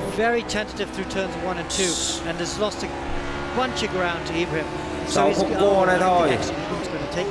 Because he's looking really good. He even knows his chance. If he can just eke out a couple more tenths, maybe half a second before the end of the lap. Hay anh sẽ dự tính kết thúc vòng đua này để vào pit hay sao? Look, he's lost further time coming through the De La Rocha. It's almost a second. He's in fact touching a second here coming through Lesmo 1 and Lesmo 2. You're right, Alex. I think he's just kind of lost it. Unless he comes into the pits to get into a new set, fresh set of tires and topping out with fuel first. He can try to undercut Ibrahim. Yeah, I think Thomas made a mistake there. He had the opportunity to overtake the turn 3, but he decided to play the waiting game. Was way too tentative through the first chicane and just lost way too much time. Các phân tích đến từ các bình luận viên về việc mà Joshua Thomas đã để mất đi vị trí của mình so với tay đua Muhammad Alif. Muhammad Ibrahim. Because we saw just now Ibrahim as far back as 3.7 seconds at one point. He managed to make out that gap and without the use of a toe. So Thomas then, despite having a toe behind Ibrahim, is not able to actually catch up to him. This is disastrous for the safe house driver if he can't actually make out the pace. I think he's going to come into the pits. In fact, both of them là cả hai xe, cả hai tay đua đều cũng đã vào pit. At the same time. So, no undercut Josh Thomas và Muhammad Ibrahim vào pit cùng để cùng thời điểm. Nakib Aslan dẫn đầu đoàn đua. Wow, okay, so we'll have to watch, see what happens. Nakib Aslan và trên trường đua thì cũng vậy, Nakib Aslan giống như là just hanging back there 2.5 seconds off the lead. But he has a lead for now. Can he come up with a special strategy? Maybe go a bit longer than everyone like you say. Chiến thuật của Nakib sẽ là gì đây? Ở lại trên trường đua lâu hơn một chút, tranh thủ lợi thế đến từ một vòng đua và có thể tạo ra lợi thế so với những tay đua còn lại. You can overcut drivers, and this is what Nakib is aiming to do because these tires don't really fall off the cliff as much as the IRO1, so he has the opportunity to actually get back into the lead. Và phân tích đến từ Asmod thì những cái bánh xe của chiếc Lotus 49 này không bị mòn nhanh như là những chiếc Dallara, cho nên là Nakib Aslan vẫn có thể có được lợi thế. Trên màn hình chúng ta có thể thấy rằng pha tấn công giữa Kalen Chin và Muhammad Alif Hamilton cho vị trí tư và vị trí 5. Kalen Chin chạy trước, Muhammad Alif chạy sau và ở sau đó không xa. Đó là Mikonesi. Well, I think Miko Nasi was actually the first to stop because he disappeared the lap before, didn't he, from that battle? And there he is. Tất cả ba xe đều nhảy lên khi ở trên khúc thoát đoàn lông chảo và tấn công vào khúc đường đua ngày hôm nay. Và chúng ta có thể thấy Kalen Chin đang di chuyển sau pha vượt mặt của hai tay đua Muhammad Alif và Mikonesi. Maybe you put on too much fuel, lost too much time. Maybe you changed. No, I don't think he changed tires. If he changed tires, he would have gone even further back. Oh, Muhammad Alif. Alif has actually gotten ahead of Kalen Chin, and in turn, Miko has also gotten ahead of Kalen, so probably out of our view there. Kalen was ahead of this pack, remember, coming out of the oval, so he might have been taken coming into the Rettifilio. So looking good there. We should go back to Nakib Aslan to see if he goes in the pit. This is him coming through the last corner. Is he going to use the pit? Yes. Và như vậy thì Nakib Aslan cũng đã vào pit và gap time của anh so với Mohamed Ibrahim là 25.6 giây. But even before coming to the pits, thời gian di chuyển it vào looks as though pit. he's losing time, and that in lap may not be enough to maintain the lead of the race. No, definitely not. Ibrahim should be leading this race comfortably. He's done a great job around the pits. Great. Và chúng ta đã bắt đầu thấy rằng là khoảng gap time giữa Ibrahim bắt đầu xuống so với Nakib Aslan. On the left hand side, behind Ibrahim's inside, he's going to come onto the track Như vậy now. là Ibrahim's chúng going to ta có take thể the thấy lead. rằng The là overcut Nakib Aslan strategy, xem chút nữa while thôi là đã có effective thể for a second, is giữ vị not trí enough dẫn đầu for rồi. Nakib to maintain Tuy the lead. nhiên Now, sau khi it's a vào straight pit thì battle Nakib Aslan between vẫn đang ở vị trí thứ hai, nhanh hơn Josh Thomas 3.3 giây. to build up the speed here, coming from the banking. It looks as though he's Tuyệt managed to vời. maintain second place, but only just Gap because time he's only chỉ 8 là tenths ahead 2.5 of giây, Josh một Thomas. pha undercut rất Right, there is Nakib. And of course, he's still một getting pha up to chiến speed. thuật Takes thì a đúng long hơn time là to get undercut. cars up to speed. They Rất got tuyệt Josh vời đến Thomas từ Nakib Aslan khi anh có thể just nhảy behind bật him, lên comfortably vượt in luôn slipstream cả now. Josh Thomas. So coming onto the banking, the second Và ngay sau đó thì chúng ta thấy rằng là Nakib Aslan đang bị đuổi bám rất sát đến từ Josh pretty much a Thomas. rectangle. This one is a full Tình yêu liên tục là chập chờn ở trên chân đua. Và chúng ta hãy cùng xem Nakib Aslan vượt ra bàn thẳng và đến với khúc cua đầu tiên. Ngay sau đó là Josh Thomas bám ở phía ngay sau đuôi của anh, thoát ra khỏi khúc cua số 3, số 4. No, he's making Mọi a thứ vẫn mistake đang again. an I would have toàn. gone for the lead into that corner because again, too tentative through that first chicane. Has a poor exit and loses the gap to Nakib. It's not that big a worry because there's so much slipstreaming around here. He will close that gap, but it shows a lack of intent. And for me, I would have made that move and see if they could slipstream each other to try and close the gap to Ibrahim. But as it is, you can see that Thomas is definitely settling for either second or third position in this race. And he's doing the same thing like what Miko Nasi did. Remember, we had a safe pass car in third place in that first race. We thought he was on for the win until he locked up to the final corner, which forced Luke Bannister also off. That gave Nakib Aslan an easy win in that first race. This time though, Naki is in second. He has yet another safe pass car behind. He's going to have to defend it. So it's a bit deja vu, but they would have actually loved to have to battle for the win here. Okay, let's go back to the battle for fourth position because there's the Leaf and he's pulled out a bit of a gap, 8 tenths on Kalen Chin. That battle behind them between Kalen Chin and Miko Nasi. Cùng quay trở lại với những diễn biến ở trên trường đua khi tín hiệu đã ổn định, chúng ta có thể thấy rằng là Mohamed Ibrahim là người đang dẫn đầu đoàn đua với một khoảng cách rất là xa, 3.3 giây. Anh vượt luôn cả Nakib Aslan để dẫn đầu. Và kế sau đó ở vị trí thứ hai thì chúng ta có Josh Thomas. Ngay sau Josh Thomas là Nakib Aslan. Như vậy là có vẻ như Nakib Aslan đã bị vượt trong khoảng thời gian vừa rồi. Và sau Nakib Aslan đó là tay đua đồng đội của tay đua đồng đội của coming into the final round of the season in Silverstone. Mohamed Ibrahim, đó là Mohamed Alif. For Josh Pearl, and let's go on board with him right now. We can see him right now. This is Josh Và right now. chúng ta cùng đến với Josh Pearl. Rất đáng tiếc cho anh khi mà anh đã tụt lại đến 11 bậc phía sau. Hôm nay là một ngày không thể nào tồi tệ hơn cho Josh Pearl khi anh đang là người đứng ở vị trí đầu tiên trên bảng xếp hạng cá nhân. Nhưng anh có vẻ ném hết qua cửa sổ và đưa lại cho Mohamed Ibrahim. Bản lĩnh nằm ở đây. Đua nhanh là một chuyện. Như vậy là chúng ta có thể thấy rằng là ngày Prima Variante thì Nakib Aslan đã vượt mặt tay đua Josh Thomas Nakib has maintained second. Josh Ở trong đó thì vị trí thứ 3, thứ 4, thứ 5 thì chúng ta có Chin, Alif Hamilton và Miko Nassi. Hai top đua luôn luôn là những sự cạnh tranh. Chin song song cùng với Miko Nassi. Và bởi vì lấy vào lại bên trong cho nên Miko Nassi đã tạo ra được lợi thế. Chin on the inside defending for Miko Nassi. They're going to go side by side. Và đi thẳng qua của Seconda Variante, Chin đã mắc một ít lỗi khiến anh tụt lại ở vị trí phía sau khá xa. Ở vị trí thứ 2 chúng ta thấy rằng là Nakib Aslan vẫn đang di chuyển. Thời gian hoàn thành vòng vừa rồi của anh là 3 phút. Tuy nhiên đó là một sự cố gắng rất nhiều rồi. 4.6 seconds ahead. Ibrahim's going to take it. But who's going to take P2 here? Với 4 giây, 4,8 giây phía trước, Nakib Aslan và Josh Thomas thì chắc chắn rằng Muhammad Ibrahim trong vòng vòng đua này thì anh sẽ là tay đua về đích đầu tiên.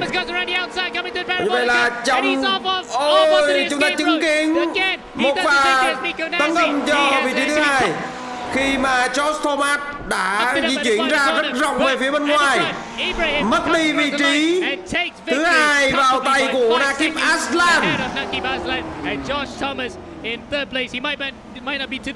như vậy là chúng ta có thể thấy rằng là Muhammad Ibrahim đã về nhất cuộc đua vừa rồi. Nakib Aslan, tiếp theo đó là Josh Thomas ở vị trí thứ 3, thứ 4 là Alif Hamilton, vị trí thứ 5 là Miko Nassi, vị trí thứ 6 là Chin, vị trí thứ 7 là Dominic Ang, vị trí thứ 8 là Ricardo Becelli, vị trí thứ 9 là Aaron Lim, vị trí thứ 10 là Manvin Tan, vị trí thứ 11 là Luck Bannister. But let's go on board and talk with Muhammad Ibrahim. That was a really thoughtful race, strategically perfect, just kept out of trouble. Ibrahim, you've had a tough couple of weeks. What a way to get back on the top step of the podium. Yeah, hello everyone. Yeah, it's a nice win. You know, this is one of the toughest wins. I think this is because the slipstream is so powerful. You know, from 3 seconds back, you're getting a bit of a toe. So it's very tough race to just make no mistakes because on this car, if you miss the breaking point by a meter, you're straight through the goal lines. Yeah, we could see you braking as late as possible, using every inch of the road, especially the first chicane. You looked really impressive there. And was that the right move at that time? Were you planning that? Okay, with Josh just behind you, try and break that toe? Yeah, no, I was planning it. You know, I said take your time and plan when was the perfect time to pass, basically. Và đối với Muhammad Ibrahim thì anh đã lựa chọn thời gian rất hoàn hảo để có thể vượt lên Josh Bovian. How was the start for you, that opening lap? Yeah, the start was you see cars flying around everywhere. It's so scary. Although you're not even driving in real life, so nụ cười đã nở trên môi của Muhammad Ibrahim khi mà it definitely looks scary. Thank God it was racing. Congratulations again on a P1, very strong. Sau khi về đích ở cuộc đua thứ 2, be very helpful in the overall championship standings. Yeah, and I'm really thankful for the win, and I would like to say sorry for last week and all the mess that happened. And you know, hopefully this continues like this. Thanks, guys. Fantastic. You know, I have to say that's, you know, everyone has adversity at some point, but to come back like that with a really strategic masterclass. Good job for Muhammad Ibrahim. Well, that's the end một of pha round trở lại rất tuyệt vời của Muhammad Ibrahim khi không tham dự được tuần trước và drop khá nhiều điểm, 30 điểm. Thank you, Amo. We will be back in 2 weeks, actually. Don't forget, make sure you mark the date in your calendar. It will be November 3rd when we come back for our season finale. It's going to be double points, and there are also going to be với điểm số nhân hạng championship up in the air. Now, before we go to a commercial break, Amo, please walk us through the unofficial results from race 2. Và chúng ta hãy cùng đến với kết quả tạm thời Parabolica, the Michele Barreto Parabolica. We look at the unofficial results for race number 2 here chia sẻ kết quả này đến cho chúng ta. Who's back to winning ways. His first và win đối với những ai vẫn đang còn ở lại cho tới thời điểm này, xin cảm ơn quý vị và các bạn đã đồng hành cùng với chúng tôi trong khuôn khổ của mùa giải vô địch Thể thao tốc độ điện tử E1 Championship Mùa 2. Đây là giải đấu có quy mô hoành tráng với khâu tổ chức chuyên nghiệp cùng sự quy tụ của những tay đua hàng đầu khu vực Đông Nam Á và Australia. Ở tuần trước chúng ta đã chứng kiến chặng 6 diễn ra rất căng thẳng tại trường đua Le Mans, và ngày hôm nay sau 2 vòng đua cùng một vòng phân hạng rất tuyệt vời của chặng 7. Trong cuộc gỗ 8 vòng đua, chúng ta đã chứng kiến những nhà vô địch, những nhà chiến thắng, và đặc biệt là sự trở lại rất tuyệt vời của Muhammad Ibrahim. Cuộc đua ngày hôm nay được phát sóng trực tiếp trên ứng dụng NetHub và fanpage của truyền hình Navigator, cùng fanpage của Hội Thể thao điện tử giải trí Việt Nam VIRESA và kênh YouTube của câu lạc bộ Saigon United Motorsports. Tôi là Thể hiện đến từ E1. Xin hân hạnh đã cùng đồng hành với quý vị và các bạn trong vai trò bình luận viên cho chương trình ngày hôm nay.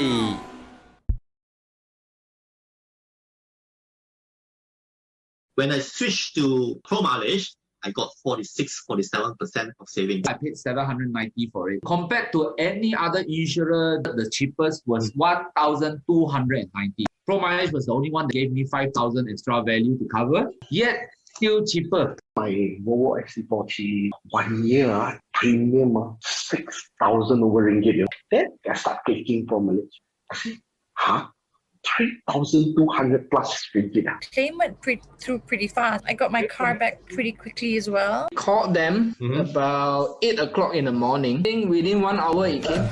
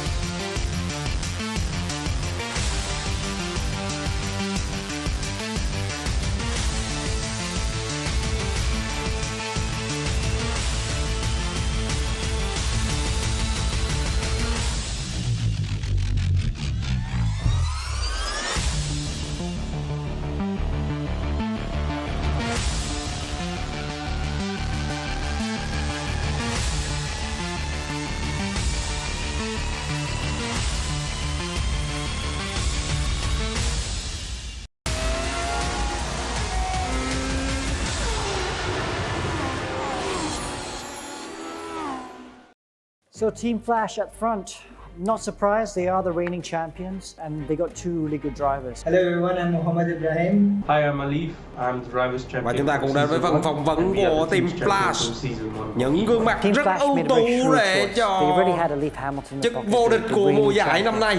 But they knew they needed someone that knew iRacing very well because it's a very specialized game. So they went out on a limb and grabbed Ibrahim, which will be a good choice because Ibrahim is red hot in iRacing. So Alif in season 1, you know, he was up.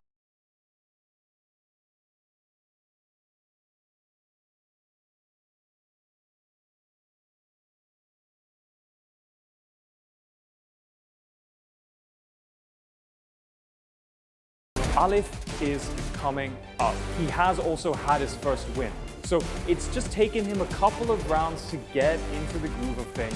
It was a very, very positive round for me, getting the clean sweep finally, man. I mean, I've been trying so hard, I've been working a lot, getting faster on iRacing, and yeah, seeing it come to fruition is it's a very satisfying thing for me. Being with Alif, he's last season's champion, so you get to learn a lot from him, and he's really quick and he's won on multiple platforms, so it's really nice working with him. Mohammed Ibrahim come away with 6 pole positions out of 6, breaking records, winning races, and really holding his own up at the front despite all of the challenges and curveballs that the championship has provided him so far. Mohammed Ibrahim is interested in Mohammed Ibrahim. He doesn't want to play second fiddle as he was asked to last year with Nakib. He wants to be the boss man. To be honest, I was expecting us to work more hand in hand, but we rarely come online together. It's a lot more difficult now.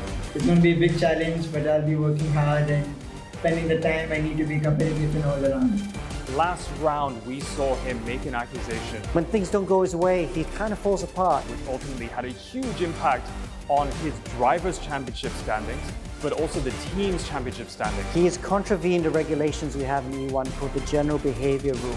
So the stewards have decided that Ibrahim will be excluded from round 6. So all the points he scored in round 6 in qualifying in race 2 will be taken away from him. And because he's got the penalty point situation and this is an extra penalty towards him, he will have to serve a qualifying ban in round 7.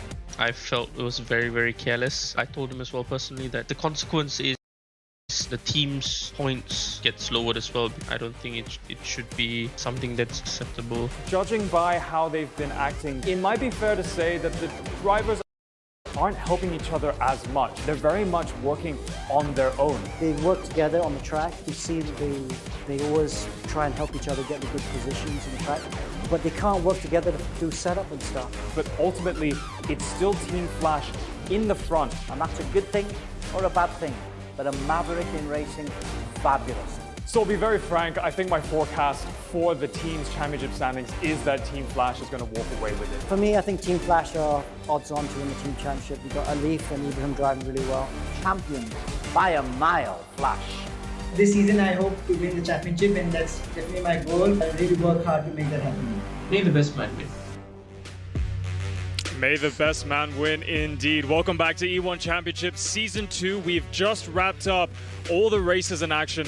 Chào mừng đã quay trở lại với and all of that action was brought to you by our sponsors, EvoPub Car Insurance with Pro Mileage. Make sure to check out their website to see how much you can save off of your next car insurance renewal. Now, Alex, trên chiếc xe Lotus 49 tại trường đua Monza lead to the opposite eventually coming trong to khuôn fruition. khổ 8 trận đua của E1 Championship mùa thứ 2. Đây là giải Team vô Flash địch would do very thể thao well tốc độ điện tử the constant setbacks being với quy mô hoành tráng và khâu tổ chức chuyên nghiệp cùng sự quy tụ của những tay đua hàng đầu khu vực Đông Nam Á và Australia. Cuộc đua ngày hôm nay được phát sóng trực tiếp trên ứng dụng NetHub và fanpage của truyền hình AVG, fanpage của Hội Thể thao điện tử giải trí Việt Nam VIRESA và kênh YouTube của câu lạc bộ Saigon United Motorsports. Tôi là Thế Hiển đến từ EUN. Put in the performance. Cuộc đua And that's what Ibrahim's Monza, done today. He's done a cuộc đua great trên trường đua performance. Monza, Under big pressure, we have đặc to say. biệt là Don't forget that if he'd made a mistake today, he'd got a qualifying ban again for the next race. He got some more penalty points. So he's under that cloud, and he still drove perfectly, didn't overdrive, chose his moments perfectly. And he won cho race chúng ta thấy được rất nhiều diễn biến bất ngờ trên trường đua. Driver that's actually driving out of that Người cloud dẫn đầu bảng xếp the hạng. other teammate at Team Flash. We were Nội dung cá nhân đó là Josh Bowen đã hoàn toàn mất tích trong cuộc đua ngày hôm nay. Trong khi đó, chúng ta chứng kiến sự trở lại của Mohammed Ibrahim, một tay đua có thể nói là khá có màn thể hiện khá tồi tệ ở tuần trước. By his teammate, but I mean, round 6, he won fair and square. Không có gì là không thể. Mohammed Ibrahim đã quay trở lại vất rưới với rất nhiều điểm số trong cuộc đua ngày hôm nay. You know, when he went across the skate road, I think Aaron Lim took him out, and then he went upside down when he hit the bumper. So he lost a lot of points today through no fault of his own, from what we can see, obviously. He's a professional. You know, out of all the drivers out on the grid, he's probably the most professional out of all of them. You know, really puts in the work. He's very methodical, and that's why he's getting the most out of a poor start to the season. Well, as we mentioned, a lot of curveballs being thrown their way, and nonetheless, it's Team Flash up in front. But let's go ahead and talk to some of the other drivers that had an appearance up at the front in race 2, namely Josh Thomas, who finished in second. Josh, an incredibly difficult race all around in both race 1 and race 2. Walk us through your evening.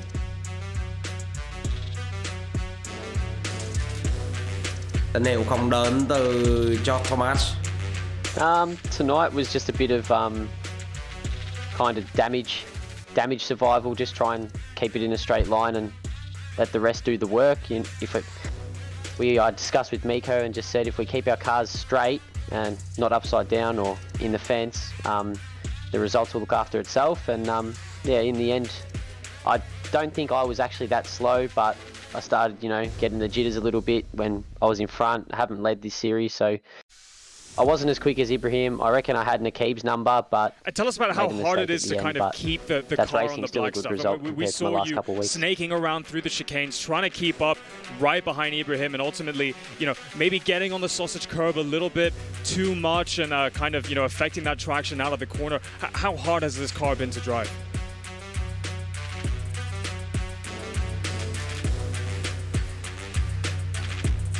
I found this car personally a little easier than the Dallara Formula car from beforehand because I'm an Aussie. I do a lot of V8 supercar driving, and this car moves around quite a bit, similar to a supercar. It's just this has got a lot more power and a lot less weight, but they're kind of similar in the braking zones with the blipping and that type of thing. So I actually liked it. It was good fun.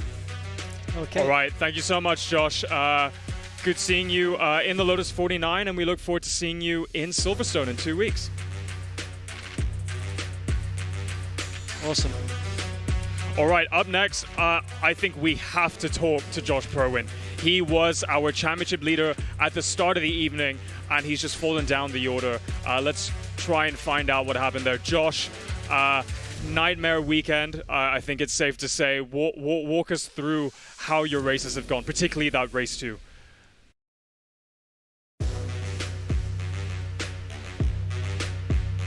So race 1, qualifying was tough because I lost 4 speed back about 10 minutes before qualifying, so it felt like driving essentially a brand new car.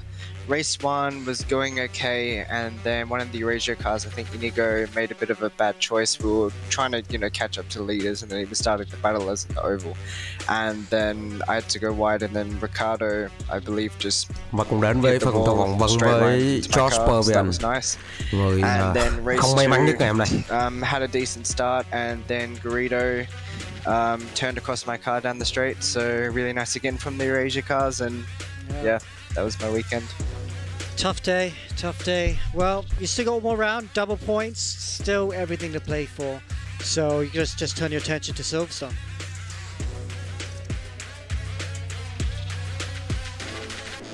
Yeah, I got saved a bit, I think, I had the highest drop round out of everyone, so, well, not anymore, but I had the highest drop round before this, so I was kind of saved, but yeah, I think, today was just really disappointing. Well. Okay. Thank you. All right, we've got time for one more interview. Let's go ahead and talk to... let's talk to Alif Hamilton after this. Let's go in and let's take a look at the highlights first. Yep. Here we go, race 2. And of course, straight away, there we got the Josh and Garrido crash. I'm not sure it was Garrido's fault, though. I think Josh actually went into him and caused that accident. I'll have to have another look at that later. And then, of course, this first lap shenanigans, the touch there with Ibrahim and Nakeeb, allowing Aaron Lim and Dominic through. But in the end, Nakeeb would get back into second, and he would break the toe to the rest. And it was only him that could catch up to Josh Thomas. Sorry, not Perwin. Did a good job to finally overtake Thomas. They would then go to the pits together. And then we saw this, Nakeeb Arslan on the last corner of the lap of the race, just holding off Thomas for P2. Thomas finished 3, Nakeeb would be second, but the winner for race 2, Mohamed Ibrahim. All right, and these are the results from round 7. In race 2, it was Mohammed Ibrahim who came out on top. Didn't snag the fastest lap though. That went to Luke Bannister all the way down in P10. It was Nakib Aslan in P2, Josh Thomas in P3, Alif in P4, and Nico Nasi in P5. Next, we have our overall results from round 7. We can see the combination there from qualifying, race 1 and race 2 put together. And ultimately, it was Nakib Aslan coming out as the round 7 Nakib winner. Aslan 47 điểm, Mohammed Ibrahim 38 điểm, Luke Bannister 32 điểm, Josh Thomas 26 điểm, Mohammed Alif 26 điểm, Nico Nasi 23 điểm, Indigo Anton 23 điểm, Kanchin 19 điểm, Melvin Chan 13 điểm và Dominic Anh 10 điểm. All right, we've got time for one more interview. Let's go and talk to our driver that finished in 4th in race 2. That was Mohammed Alif. Alif, pretty good evening. Walk us through of what I can imagine is a very tough and slippery race.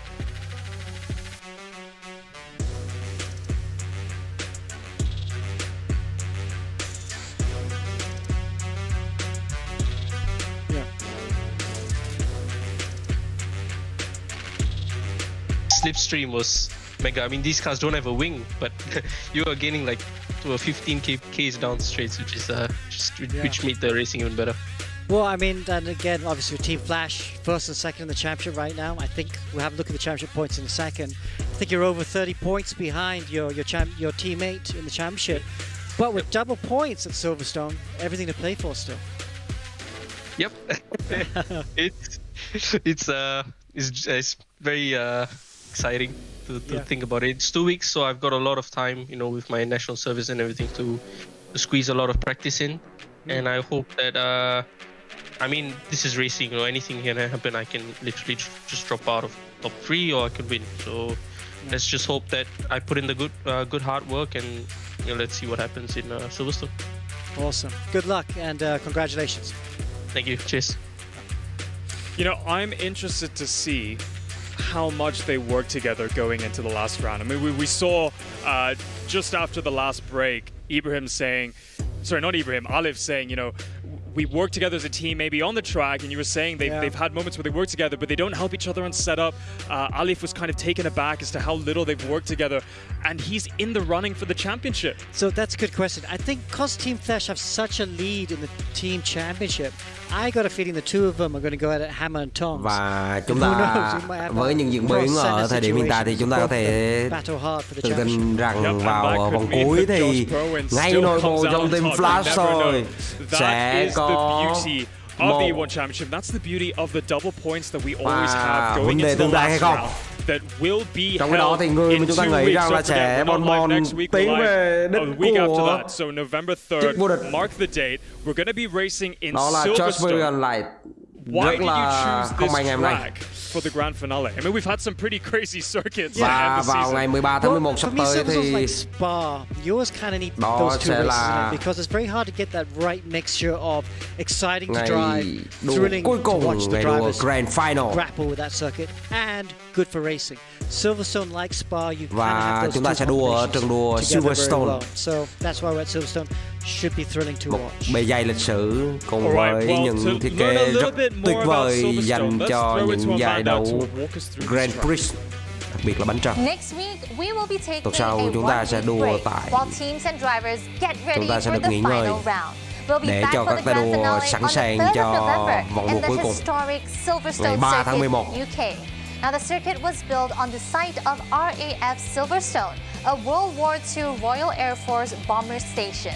It is also home to the first ever World Championship Grand Prix in 1950, when the first British Grand Prix was held. Now, having been here in season 0, we saw a battle between Nakib Aslan and Cayman Chin for pole position. Will they be able to see themselves secure top 3 once again? Anything could happen as double points will be awarded. We might even see a shift in top 5 positions as teams try different tactics. Now, which team and driver will be crowned the champion of E1 Season 2? Join us for the final race on the 3rd of November, 9 p.m. on EGG. Thank you, Hẹn gặp lại Amanda. quý vị Don't và các forget, bạn everybody, thời to gian mark đó. the date, 3rd of Và một lần November, nữa 9 xin p.m. on cảm the ơn EGG quý network. vị và We các bạn have double đã đồng points, hành and it will với have chúng a tôi huge effect trong on the championship standings. And chặng the championship 7 standings is something I want to của take a look at right giải vô now. địch thể thao Because tốc we're độ going điện to tử see E1 what happens Championship mùa thứ hai. before and after. Cuộc đua ngày hôm nay được phát sóng trực tiếp trên ứng dụng NetHub và fanpage của truyền hình Navigator. Fanpage của Hội Thể thao điện tử giải trí Việt Nam VIRESA và kênh YouTube của câu lạc bộ Saigon United Motorsports. Tôi là thể hiện bình luận viên rất hân hạnh được đồng hành cùng quý vị và các bạn. Xin cảm ơn và hẹn gặp lại quý vị và các bạn trong 2 tuần tới, ngày 3 tháng 11. So we've got Ibrahim up in first, Josh Perwin in second, and Alif rounding out the top 3.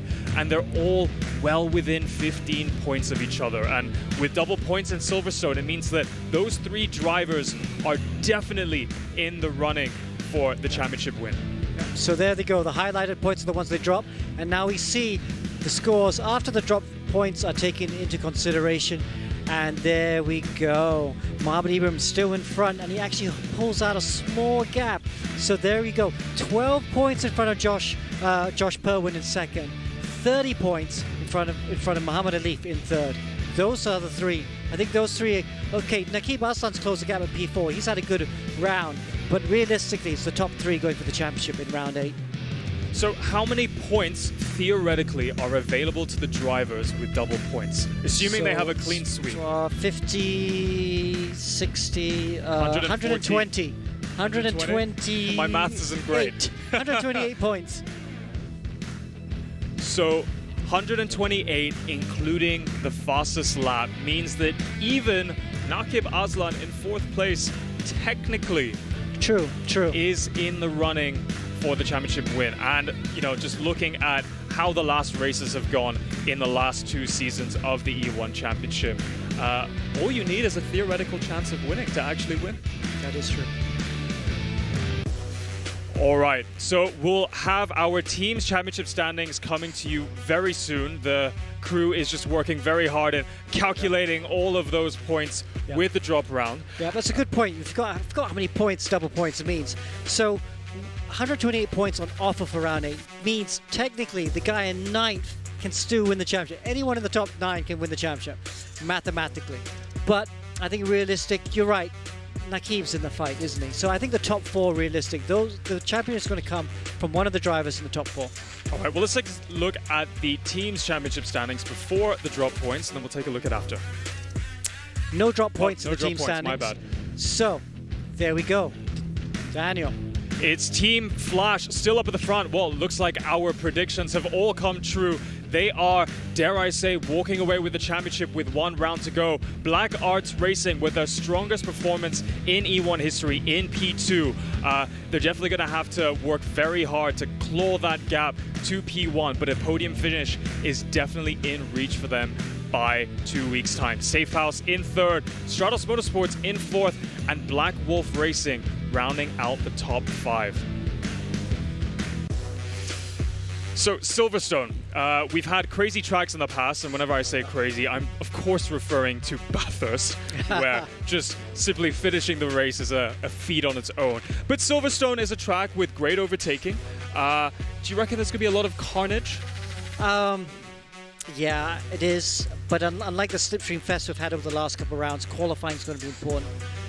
So the boys need to really try. I mean, Ibrahim's been the best in qualifying this year by quite a long way. So if he can replicate that, I think he'll have one hand on the trophy. All right, well, it's only 2 weeks away until we crown our Season 2 E1 champion at Silverstone, November 3rd. Don't forget to mark the date. If you can't catch our live stream on the EGG network, don't forget to follow us on Facebook as well on the E1 Championship, where we have our live stream. There is so much action coming your way. The championship fight is still wide open. The top 9 in with a theoretical chance of winning the championship. I can't wait. But that's all we have for you guys tonight. Thank you to our sponsors, to our crew. Thank you to Alex here in the studio and Amo in the commentary box. We shall see you in 2 weeks on November 3rd. Yep. Tip our hat to you. Tip your hat. Have a good evening, and we'll see you soon.